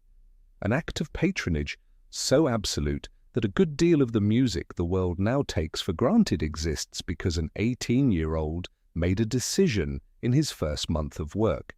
Then he began to build Neuschwanstein on a crag above his father's castle, Linderhof in the woods, Herrenchiemsee on an island, as a deliberate and unembarrassed answer to Versailles. He reversed his days, sleeping through the light and travelling by night, and went out over the winter roads in a gilded sleigh at 3 in the morning, dressed for a century that had ended before he was born. Bavaria, which was fond of him, mostly indulged it. His ministers did not, and what finally alarmed them was not the swans or the hours, but the arithmetic. By the mid-1880s, the building had run up debts in the millions. The civil list could not carry them, and the king was instructing his household to seek loans from foreign courts. Elizabeth understood him, and she was very nearly the only person in Europe who did. They met on the Rose Island in Lake Starnberg, the little wooded island off Feldafing where nobody was watching, and they exchanged verses. He signed himself the Eagle. She signed herself the Seagull. One surviving letter of his, Tidita, the translation is approximate, as they all are, thanks her for the precious greeting left by the Seagull, which tells you most of what the friendship was, 2 people leaving poems for each other on an island, because neither of them could bear the mainland. It was not a romance in any ordinary sense, and this film declines to make it one. It was recognition. Two members of the same restless family who had each concluded that ordinary life was intolerable, and each of whom had found in the other the only person alive who did not regard that conclusion as a symptom. The one time the connection was pushed towards something conventional, it collapsed. In January 1867, Ludwig became engaged to Elizabeth's youngest sister, Sophie Charlotte. The wedding was fixed, then postponed again, and in October he broke it off. Sophie Charlotte married Ferdinand, Duc d'Alençon, instead. And 30 years later, on the 4th of May 1897, she was inside a charity bazaar in Paris when a lamp set the draperies alight, and she did not come out. Remember that fire, it is not finished with this story. Then came June 1886, and it happened very fast. On the 8th, a medical report was signed by Dr. Bernhard von Gudden and 3 colleagues declaring the king incurably insane and unfit to govern. It was compiled from the testimony of servants, officials, and courtiers. None of the 4 physicians had examined him. On the 9th, he was deposed in absentia, and his uncle Luitpold installed as regent. A commission sent up to Neuschwanstein to take him was turned back and briefly detained by his own gendarmes and by local people who had no intention of giving him up. A second commission succeeded. In the small hours of the 12th, he was brought down out of the mountains under guard to Berg, a modest castle on the shore of Lake Starnberg, where the doors had been adjusted so that they could not be opened from within. On the evening of Whit Sunday, the 13th of June, he went out to walk along the lake with Gudden. No attendants went with them. When they had not come back by nightfall, a search went out along the shore, and both men were found in shallow water, a little way from the bank, dead. The official verdict was issued quickly: suicide by drowning, with the doctor lost in the attempt to prevent it. It has been contested since the day it was written, and the objections are not frivolous. The water where they were found was shallow, and the king was a strong swimmer. The post-mortem was reported to have found no water in his lungs. Gudden's body showed injuries to the face and neck that are difficult to reconcile with the restraint of a drowning man. Hours of that evening have never been satisfactorily accounted for. Rival theories have circulated for well over a century: that he was shot during an attempt to escape across the lake, that he was killed to prevent a restoration, and not one of them has ever been substantiated. Neither, in the judgment of a great many careful historians, has the verdict. What happened in that water has never been settled beyond argument, and this film will not pretend to settle it. But notice the shape of the thing: a death, a verdict inside a day, and a file that answered fewer questions than it raised. That shape is going to come back. Elizabeth was on that lake when it happened, staying at Feldafing on the western shore, across a mile of water from Possenhofen, and the trees and the ponies and the whole unregimented childhood that had made her. And what came round the shore that night was the news that her cousin was lying dead in the reeds of it. She was reported to be inconsolable. She defended him afterwards to anyone who would listen. Underneath the grief there was something colder, and it was fear. The family knew what was being said. Ludwig's younger brother Otto had already been certified and shut away, and it was Otto, confined, unreachable, who was now proclaimed King of Bavaria, with an uncle to govern in his name. 2 sons of one house in one generation. And there was a strain running back through the Wittelsbachs that the family never named aloud, and that this film will not name either, because naming it across a century and a half of missing records is not diagnosis, but guesswork.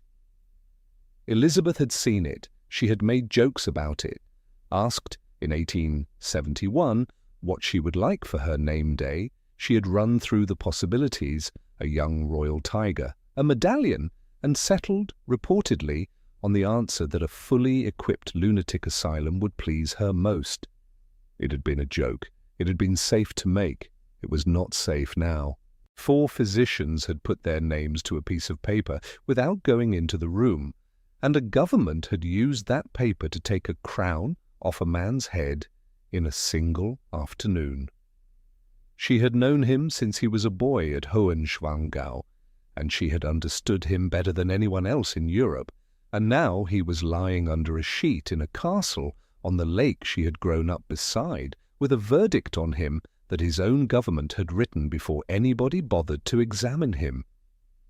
She said afterwards, more than once, to more than one person, that Ludwig had not been mad at all, that he had simply been a man living inside a dream, and that if they had been gentler with him, he might have been spared. It was a generous thing to say about a cousin. It was also, though she did not put it this way, a warning about herself. Because the Wittelsbach shadow that Bavaria had just certified and buried had not finished with her family. It had one more call to make, and it would not be paid to a cousin, and it would not be paid in Bavaria. It was already inside her own house. She had said it of a cousin in 1886. Within 3 years she would have to decide whether to say it of her son. He was born at Laxenburg on the 21st of August 1858, and the salute went past the number that would have meant a daughter, and did not stop until it reached 101. An heir. The Empress was 20, and with that volley her contract was discharged in full. They christened him Rudolf for the first Habsburg of all, and gave him a colonelcy in his cradle. And then, within days, they carried him up the stairs to the apartments of the Archduchess Sophie, into the care of the same woman who had taken his sisters, and the arrangement was settled before his mother was well enough to be consulted. It was the 3rd time. She did not fight. She had learned what fighting cost, and she had buried the last child she fought for. What grew up on that floor was not a robust boy. Rudolf was slight, nervous, and extraordinarily clever, a child who took languages the way other children take songs, and who collected feathers and eggs and beetles, the small, careful inventories of a mind that wanted the world explained to it. He was affectionate and watchful, and had almost nobody to be affectionate with. His grandmother administered him. His father, who loved him the way he loved everything, dutifully, at a distance, on a schedule, looked at that delicacy and saw a fault. In 1864 the Emperor corrected it. The heir to the Habsburg throne would be a soldier before he was anything else. In Vienna that was not an opinion, but the constitution of the family. So at 6 years old, Rudolf was handed to Major General Count Leopold Gondrecourt, an officer with one instruction: make a man of him. The methods are documented and best stated flatly. He woke the child by firing a pistol in his bedroom. He drilled him in winter rain and doused him with cold water. And on at least one occasion he shut the boy alone inside the walled game park at Leinz and shouted through the gate that a wild boar was coming. Within a year, the child's own attendants were writing reports in the language of collapse. He did not sleep, he would not eat, he wept without cause and shook without stopping. One of them was Gondrecourt's own subordinate, Joseph Latour von Thurmberg, and Latour did what saves people in stories and hardly ever in life. He went over his superior's head to the Empress, and Elisabeth of Austria, who had spent a decade discovering that nothing in that palace could be changed, came back to Vienna and did the one unambiguously heroic thing of her life. She did not plead, she wrote it down. She put before her husband a document offering 2 outcomes and no third, absolute authority over her children's upbringing and over her own affairs entirely, or she would leave the court and not come back. The Emperor of Austria, who had never given way to anyone but his mother, gave way. Gondricourt was gone within weeks. Latour became the boys' governor, and the pistol and the game part gave way to natural history, mathematics and languages taught by liberal scholars whose politics her husband quietly detested. And then she left.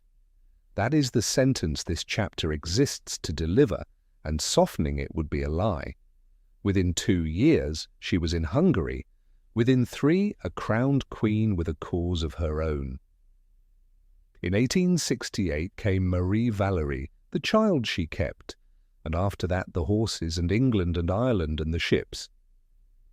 Rudolph grew up inside the education his mother had fought for, and almost entirely without his mother in it.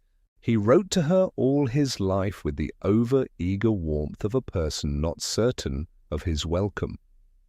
Gisela understood the arrangement too, and both of them grew up knowing exactly how much of their mother they had been allotted. It was not cruelty. It was not accident either. It was a woman who could not stay anywhere, applied to her own children. What came out of it was one of the most gifted and least employed men in Europe. Rudolph was a working ornithologist who published under his own name, and he conceived and edited an enormous illustrated encyclopedia of the monarchy. He was a liberal, an anti-clerical, and a Francophile in a court that was none of those things. He thought the alliance with Berlin a mistake and the church a calamity. He published an anonymous pamphlet arguing that the Austrian nobility had outlived its function, and for years he fed unsigned political articles to Moritz Scheps of the Neues Wiener Tagblatt, a liberal newspaperman whom the heir to the throne could not be seen dining with, and dined with anyway. He held every honorary rank the army could manufacture, and was given nothing whatsoever to decide. 2 men, 1 empire, agreement on nothing in it. And the older man held all of it.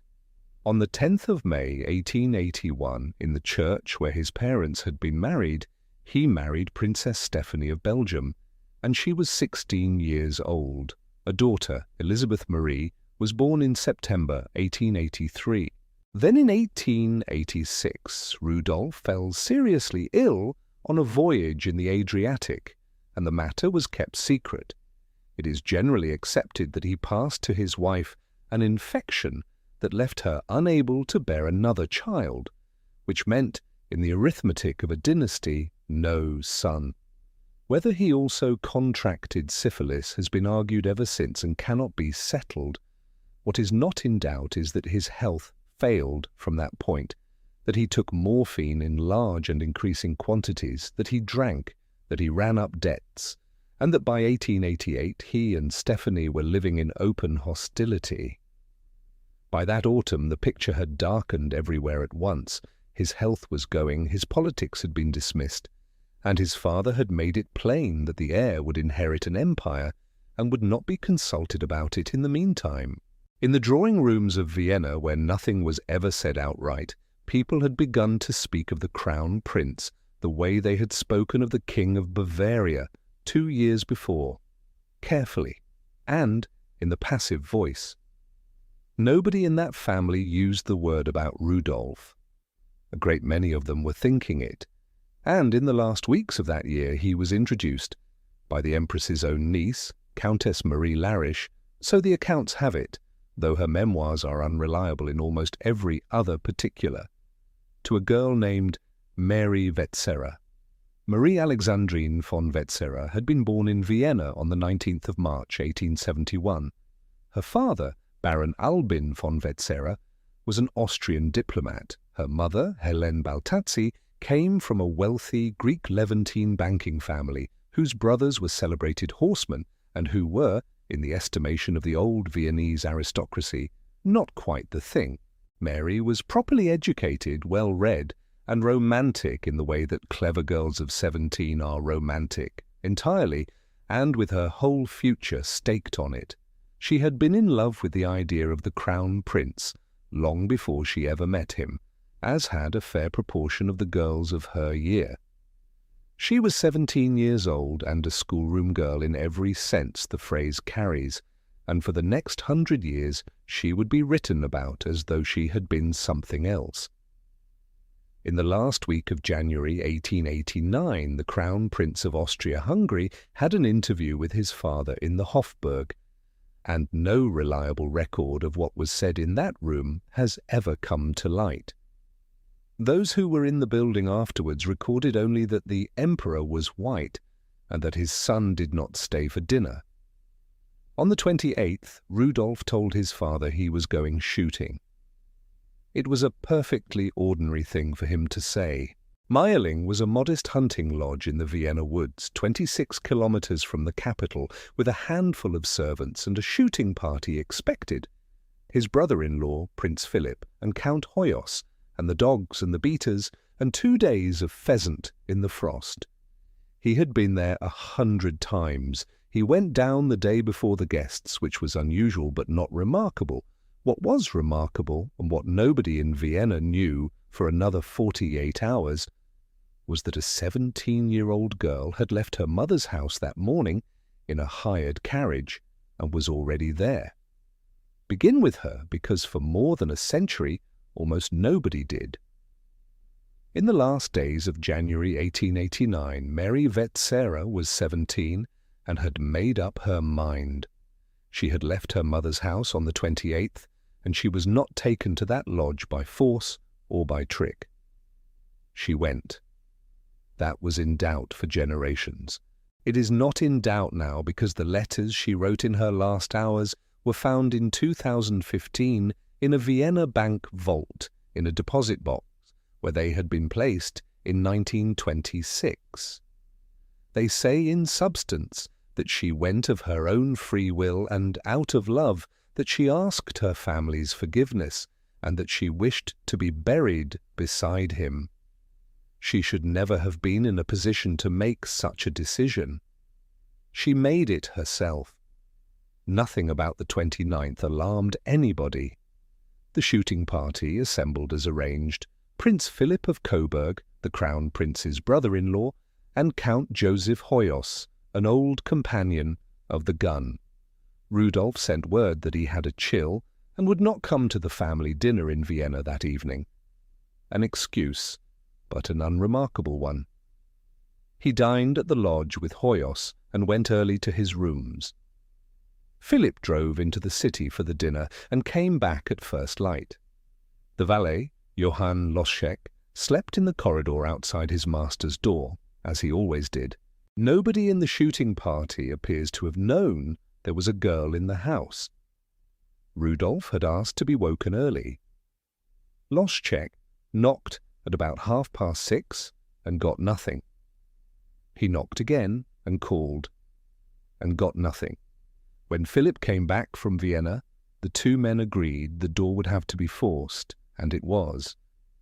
What was in that room has been described in print a great many times, most of it by people who were not there, and this film will not add to it.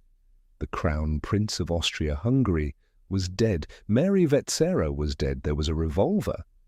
Everything else about that morning belongs to them, and nothing further is needed to understand what it did to the living. Hoyos went for Vienna. He stopped an express at Baden and reached the Hofburg before noon. And there the most formal court in Europe met a circumstance for which it had no procedure. Nobody would tell the emperor, the adjutant general would not, the head of the household would not. They consulted and consulted further and arrived at the only solution available to men who could not perform the duty themselves. They handed it to the Empress. Elizabeth was in her apartments at her Greek lesson. She had left instructions that she was not to be interrupted, and she was interrupted because the woman at the door was Ida Ferenczi, who had come to her 25 years before and held no rank the court recognized, and every kind of standing that mattered. What passed between them was written down afterwards in several versions and reliably in none. the essential fact is not in dispute. The woman who had not been permitted to keep her son when he was born, who had not chosen the room he slept in, or the woman who fed him, who had fought an emperor to take him back and then spent 22 years elsewhere. That woman was the one the Habsburg court could find no way around. There was nobody else. So Elizabeth of Austria walked down the corridor to her husband's rooms and told the emperor that their son was dead. He came out of it an old man, and everyone who saw him said so. Later that day, the empress sent for Katharina Schratt and brought the actress to her husband because she knew she could not give him what he needed and that this woman could. Then the story began to move. At noon, the minister-president, Count Eduard von Taffa, issued the first official account. The Crown Prince had died at Mayerling of a ruptured aneurysm of the heart. There was no girl in it. The official gazette was still carrying that version the following day, by which time the chancelleries of Europe knew better. When it could no longer be held, the account was amended to the one history has accepted, that Rudolf shot Mary Wetzera, sat some hours beside her, and then shot himself. The film accepts that account. But what was done to the evidence has to be said plainly because it is why the argument has never ended. The head of the police was summoned within hours. The lodge and the woods around it were sealed by the security services. The investigation dossier, the ordinary paperwork of an ordinary inquiry, which belonged by law and custom in the state archives, was never deposited there and has never been found. And the emperor had the lodge pulled down and rebuilt as a convent, with nuns installed to pray for his son in perpetuity. What was done to Mary Wetzera is the part of this story that the 19th century handled worst. Her body was taken out of the lodge at night. Her uncle, Alexander Baltazzi, and Count Georg Stockau were made to move her, and to obtain from the abbot of the Cistercian house at Heiligenkreuz permission for a Christian burial, granted on the ground that she had suffered a temporary loss of her senses. Her mother was refused sight of the grave for more than 2 months. Her name was kept out of the official record. The court's position was that she had not been there at all, and for a century she was written about as a temptress and a scandal, a girl buried in the dark by an institution that would not admit she had existed. The letters were her own account of herself, and she waited 126 years to give it. For Rudolf, the machinery turned the other way. A suicide could not be buried in consecrated ground, so the Vatican issued a dispensation declaring the Crown Prince to have been in a state of mental imbalance, an act of mercy dressed as a diagnosis. And on the 5th of February 1889 he was carried into the Capuchin crypt and laid among his ancestors in the same vault as the 2-year-old sister he had never met. What is still disputed can be stated briefly and left there. Whether Mary understood at the end what was going to happen and consented to it. Whether she was pregnant, a case argued in the 1980s by the physician Gerd Holler and contested ever since on the evidence of her own letters. How many shots were fired and when? And the claim made decades afterwards by the last Habsburg Empress that there had been no suicide at all, but a political murder by foreign agents, for which no evidence has ever been produced. They are theories recorded here as theories. What happened in that room has never been settled beyond argument, and it never will be because the people who could have settled it took considerable trouble to make sure of it. Elizabeth went down into the crypt afterwards. The story is often told, though it cannot be firmly documented, that she went alone and at night and stood by the coffin and called him and waited to see whether he would find some way of telling her what he had wanted. She had won him back once from a soldier with a pistol when he was 7. She had not been in the room since. She was 51 years old, and she put on black in the first week of February 1889 and she wore it, with a very few exceptions, for the 9 years and 7 months that remained to her. She had lost a daughter at 2 and a son at 30, and she had contributed, by her own reckoning and probably in fact, to the loneliness that killed the second of them. What was left of Elizabeth of Austria after Mayerling was not a woman in mourning so much as a woman in permanent transit. A name on hotel registers under an assumed title, a figure at the rail of a steamer in bad weather, a black shape walking the coast roads of the Riviera at a pace that exhausted the men detailed to keep up with her. She began to give her things away.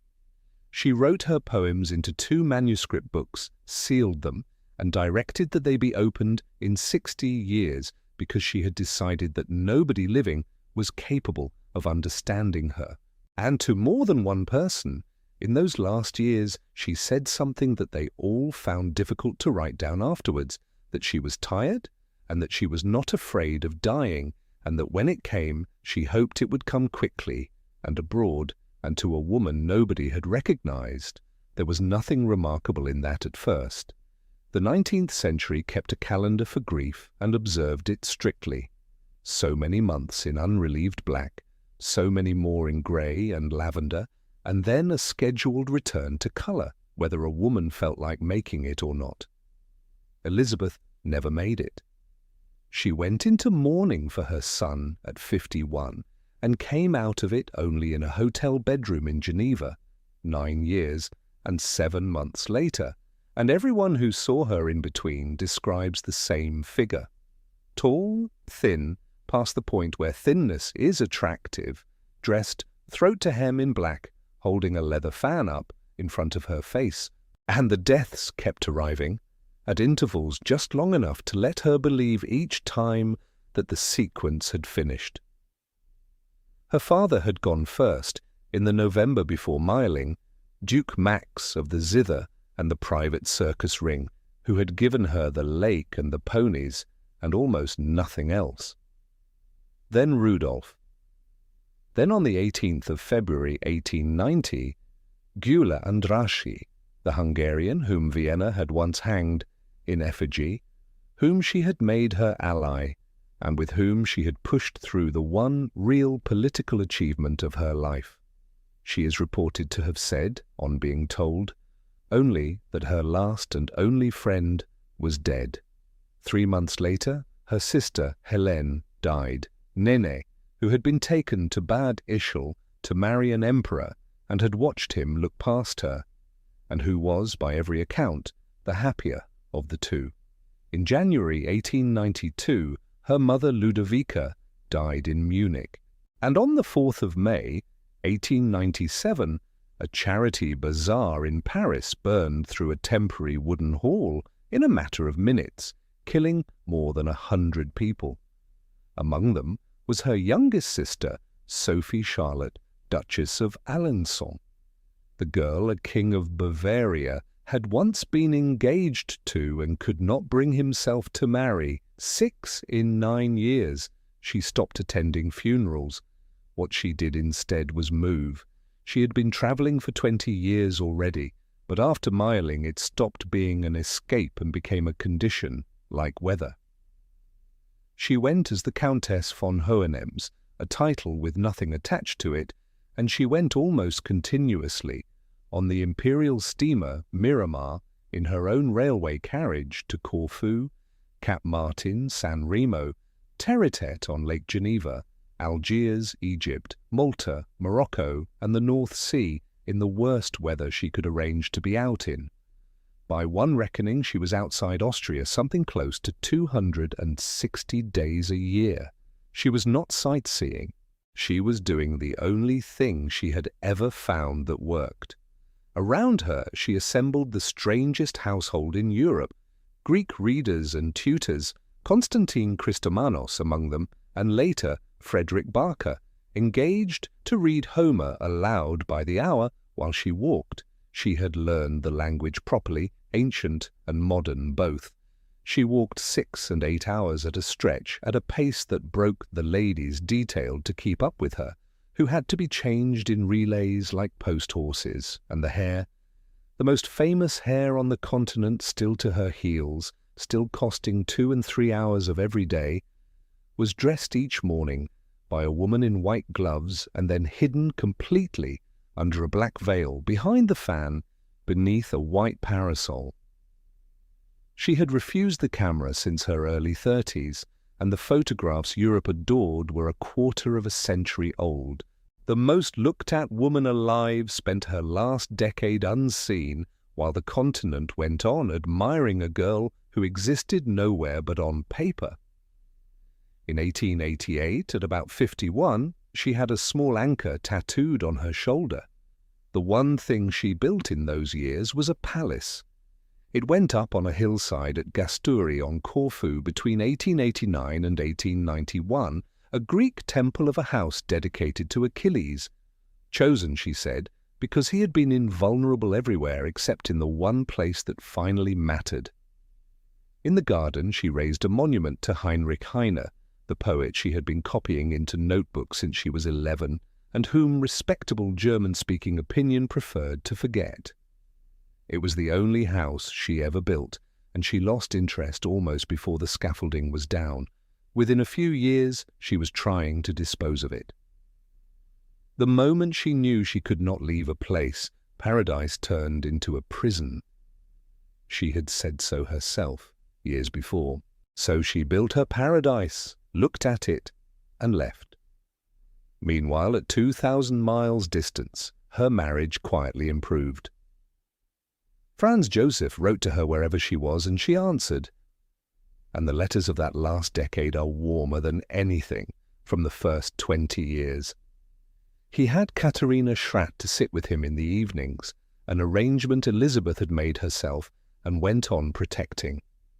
Two people who had failed each other comprehensively for 40 years arrived at something very like friendship, conducted by post.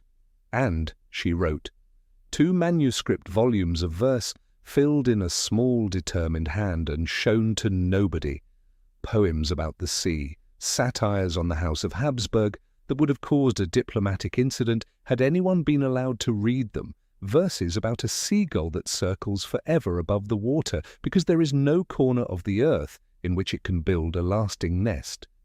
Then she sealed them. She added a dedication addressed to the souls of the future and left instructions that the papers be kept for 60 years and afterwards handed to the President of the Swiss Confederation. An office in a small republic she merely passed through, which had never had a crown to lose. She had concluded that nobody alive was capable of hearing her, so she posted the manuscript 60 years into the future. The instruction was obeyed to the letter in a room in Bern that she never saw. The body by then was failing. In 1894 she weighed a little over 43 kilos, not quite 7 stone, on a woman of 5 feet 8. She had edema in her legs, neuritis, sciatica, anemia. She was frequently in real pain and said almost nothing about it. In the summer of 1898, the doctors at Bad Nauheim examined her and told her that her heart was diseased and that she must rest and eat and give up the 8-hour marches. She agreed with all of it and changed nothing, and she went on being laced every morning into the stays she had worn since she was 16. She was also, by every account of the people around her, entirely ready to go. Countess Starai recorded it, and so did others. The melancholy of those last years had hardened into something calm and quite unfrightened, and she spoke of dying the way other people speak of a train they are content to catch. Nobody who heard it found it shocking. They found it hard to write down afterwards, which is not the same thing. In the last days of August 1898, she left the cure at Bad Nauheim against the advice of the physicians who had just told her that her heart was failing, and went south. She spent the first week of September in Switzerland, moving between hotels under her assumed name with a single lady-in-waiting and no escort whatsoever, because she had refused one for years and nobody had ever been able to make her accept it. On the 9th of September, she came into Geneva and took rooms at the Hôtel Beau Rivage on the lake. Somebody at the hotel could not keep it to themselves. The next morning, a Geneva newspaper carried the item that the Countess von Hohenems, presently at the Beau Rivage, was in fact the Empress of Austria, and in a lodging house on the other side of the city, a 25-year-old Italian labourer who had come to Geneva 6 weeks earlier for the express purpose of killing a royal person, and who had just learned that the royal person he had chosen had left the city, sat down with the newspaper and read the item twice. The man reading that newspaper had been born in Paris on the 22nd of April, 1873, and left at a foundling hospital before he was a week old. His name was Luigi Lucchini. Sent down into Italy at the age of 1, he was passed between orphanages and foster families, none of whom kept him long. He laboured on roads and railways across Italy, Switzerland, and Austria-Hungary, and served 3 years in the army, the only period of his life in which anybody could reliably say where he was. Then he drifted to Lausanne, found the anarchist circles there, and somebody handed him, for the first time, an explanation of his life that put the blame somewhere other than on himself. He was not unusual, and that is the difficult thing about the 1890s. It was the decade of what its theorists called the propaganda of the deed, the belief that one killing, if the victim were symbolic enough, would bring down the structure the victim stood on. In 7 years, the men who believed it killed a president of France, a prime minister of Spain, an empress of Austria, a king of Italy, and a president of the United States. Not one of those systems fell. Those systems. Every murder brought more police, more surveillance, and harsher law. The exact reverse of what was promised. It has never worked anywhere. And the woman it was about to be tried on had spent 30 years avoiding the government of anything. He had come to Geneva to kill the Duke of Orléans, pretender to the French throne, who had already left the city. He is reported to have said afterwards that it did not matter to him which royal person it was. He had wanted a stiletto and could not raise the 12 francs it cost, so he took an old needle file about 4 inches long, ground the point sharp on a stone, and drove the tang into a handle whittled out of firewood. He had carried it in his pocket for days.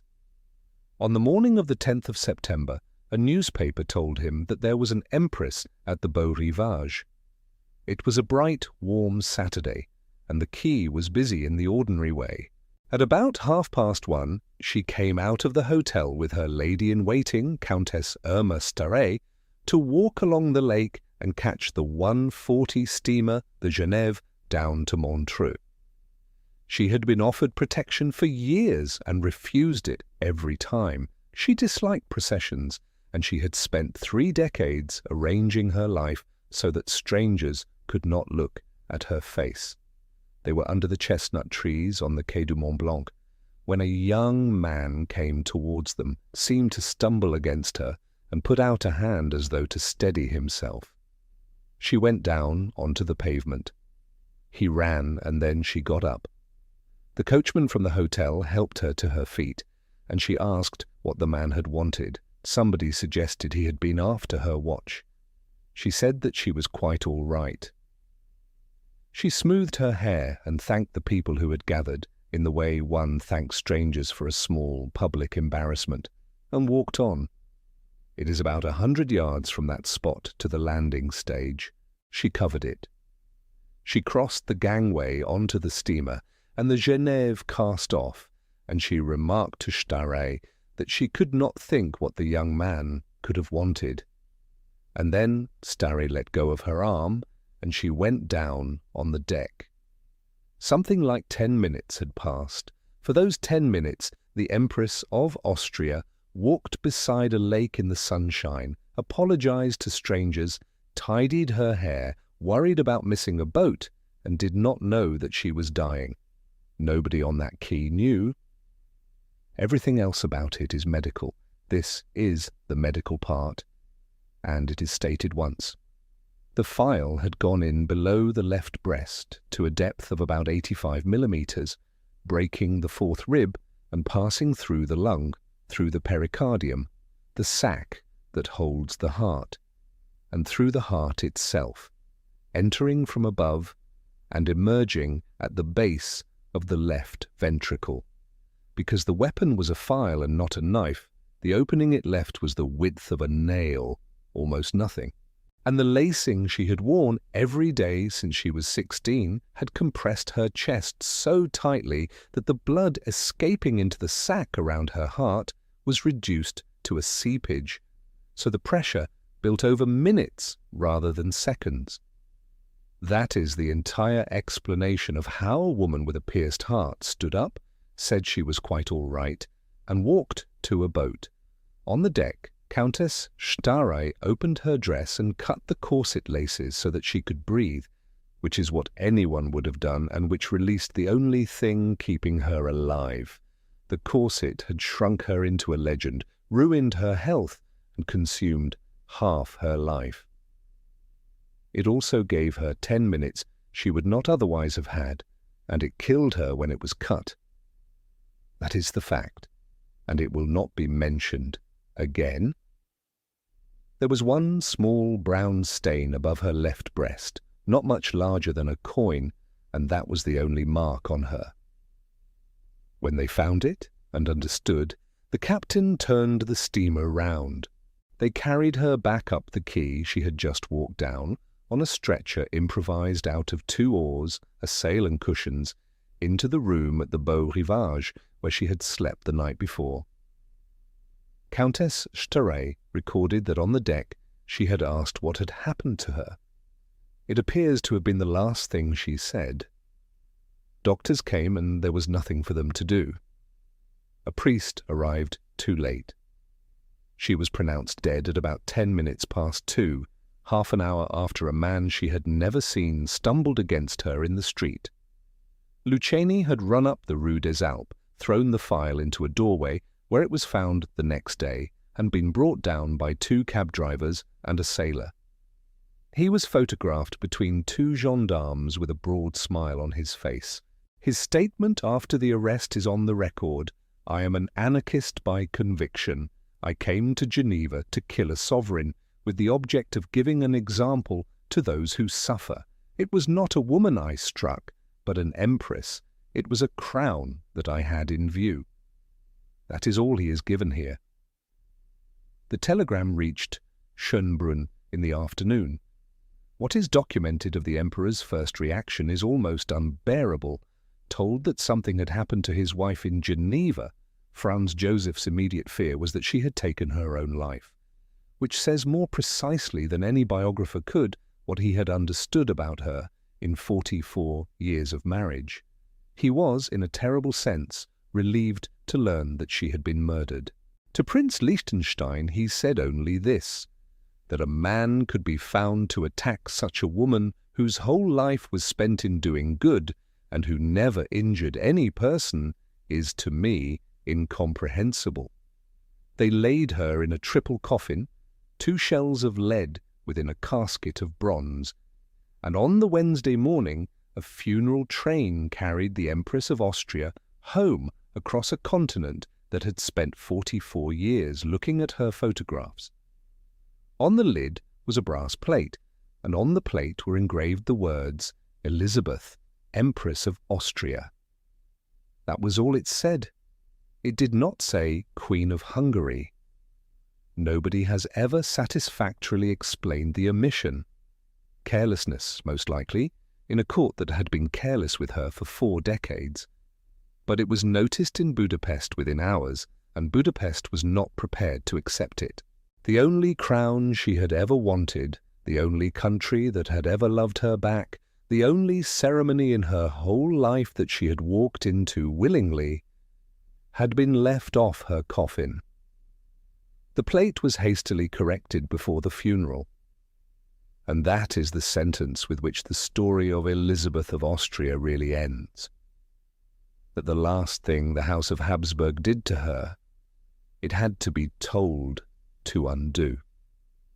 They brought her home to a city that had never entirely forgiven her for leaving it. And on the 17th of September, 1898, Vienna gave her the largest funeral within living memory. 82 sovereigns, princes, archdukes, and heads of delegation walked in the cortege.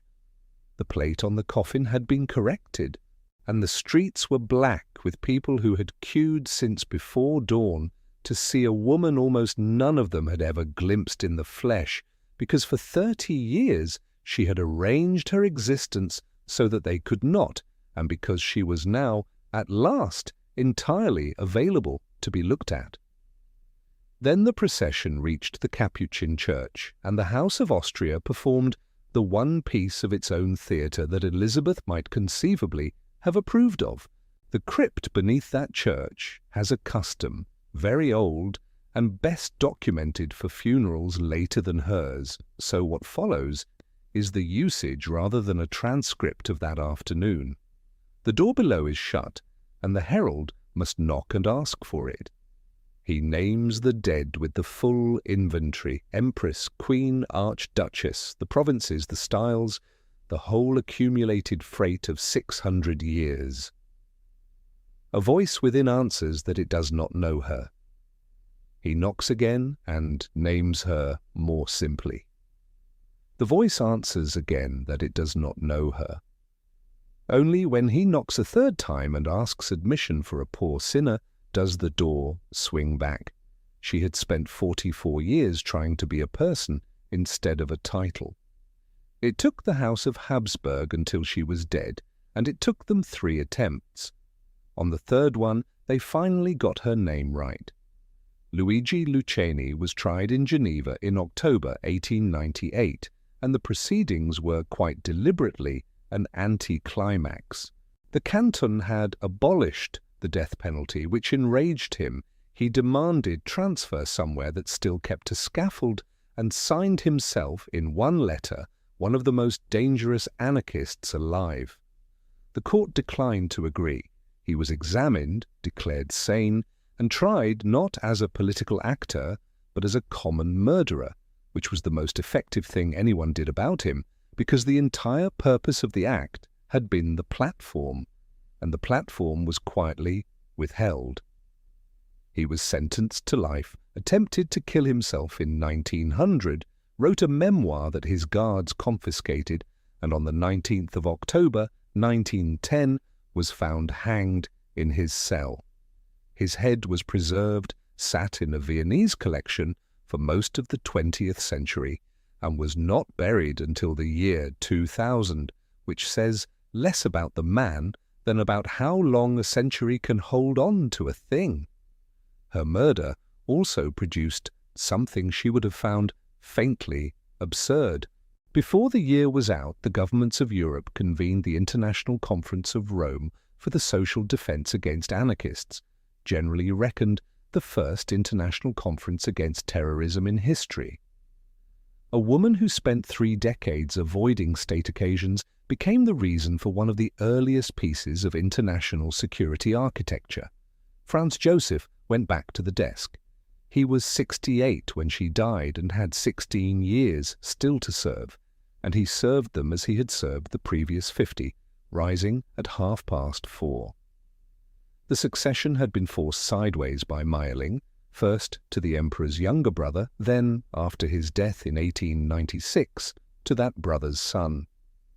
And so it was the nephew, Franz Ferdinand, who was shot dead beside his wife in a street in Sarajevo on the 28th of June 1914.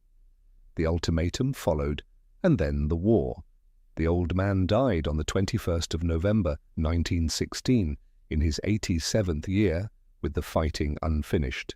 2 years later the empire stopped existing. It was the age in which the old dynasties went down, and the House of Austria went with the rest. She had married into a family with 600 years behind it. After her death, it had 20. The daughters outlived all of it. Gisela, the child who recovered in Buda while her sister did not, lived until 1932. Marie Valerie, the one she kept and very nearly smothered, died in 1924, and Rudolph's daughter, Elizabeth Marie, became a socialist, was known in Vienna as the Red Archduchess, and lived until 1963 as a private citizen of a republic. There remained the box. In 1890, in the worst of the years after Mayerling, Elizabeth had written her instruction and sealed it with the manuscripts, 2 volumes of verse, to be kept closed for 60 years and then handed to the President of the Swiss Confederation, a republic rather than a court, which is a choice worth noticing, though she never recorded her reason for it. On the 3rd of July 1951, a locked strongbox was delivered in Bern to President Eduard von Steiger. The Swiss treated the bequest as a trust rather than a windfall.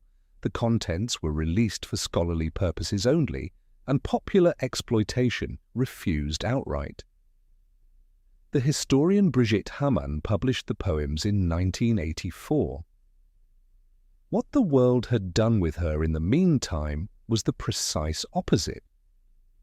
The 2 Winterhalter portraits of the mid-1860s, the loosened chestnut hair, the diamond stars set into it, are among the most reproduced images in Central Europe, and they are pictures of a woman who had ceased to exist by the time they hung on a wall.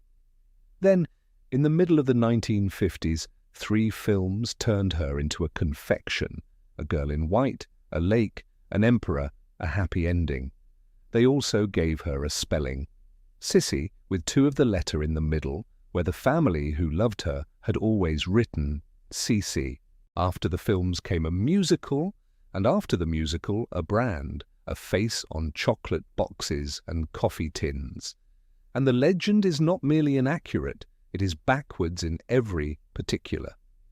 They took the unhappiest woman in Europe and sold her as happiness. They took a woman who spent 3 decades refusing to be photographed and made her the most reproduced face on the continent. They took verse as bitter as anything a European royal ever wrote and printed it on souvenirs. The girl nobody was watching at the end of a table at Bad Ischl in 1853 became the most looked-at woman of her century and spent the rest of her life trying to get back to being the girl nobody was watching. None of which is a defense, and this film will not offer one. She was absent for enormous stretches of her children's lives, and Gisela and Rudolph grew up knowing it. She left duties that fell to nobody else. The hours the mirror took were hours other people needed, and she knew it, and took them anyway. Hold that in one hand. In the other, she was 15 when they took her, 19 when she buried a 2-year-old, 51 when she buried her son, ill in ways her century had no vocabulary for, and handed absolute authority over one thing and none whatsoever over anything else. Both are true, neither cancels the other. She never resolved them, and neither will this film. In the summer of 1951, in Bern, a locked strongbox that had been sitting in the custody of the Swiss Confederation was carried into an office and handed to the President of the Swiss Confederation, exactly as its owner had instructed 60 years earlier. Inside were 2 manuscript volumes of poems written in a small determined hand by a woman who had concluded that nobody in her own century was capable of hearing her, and addressed instead to the souls of the future. To us, in other words, to whoever came later and might do better. It took another 33 years before they were published, and when they finally were, the woman who came off those pages was nothing whatsoever like the girl in white on the chocolate box. She was bitter and very funny and unforgiving of the family she had married into, and desperately lonely, and she wrote about the sea the way other people write about God, and one of the verses is about a seagull. She said that she would circle over the water without resting because there was no corner of the earth anywhere in which she could build a lasting nest. She wrote that decades before a young man on a Swiss quay ever picked up a file. And she was right about all of it, except for one detail, which is that there was a corner waiting for her after all. Under a stone floor in Vienna, in the dark, in the middle of the family she had spent 44 years trying to get away from.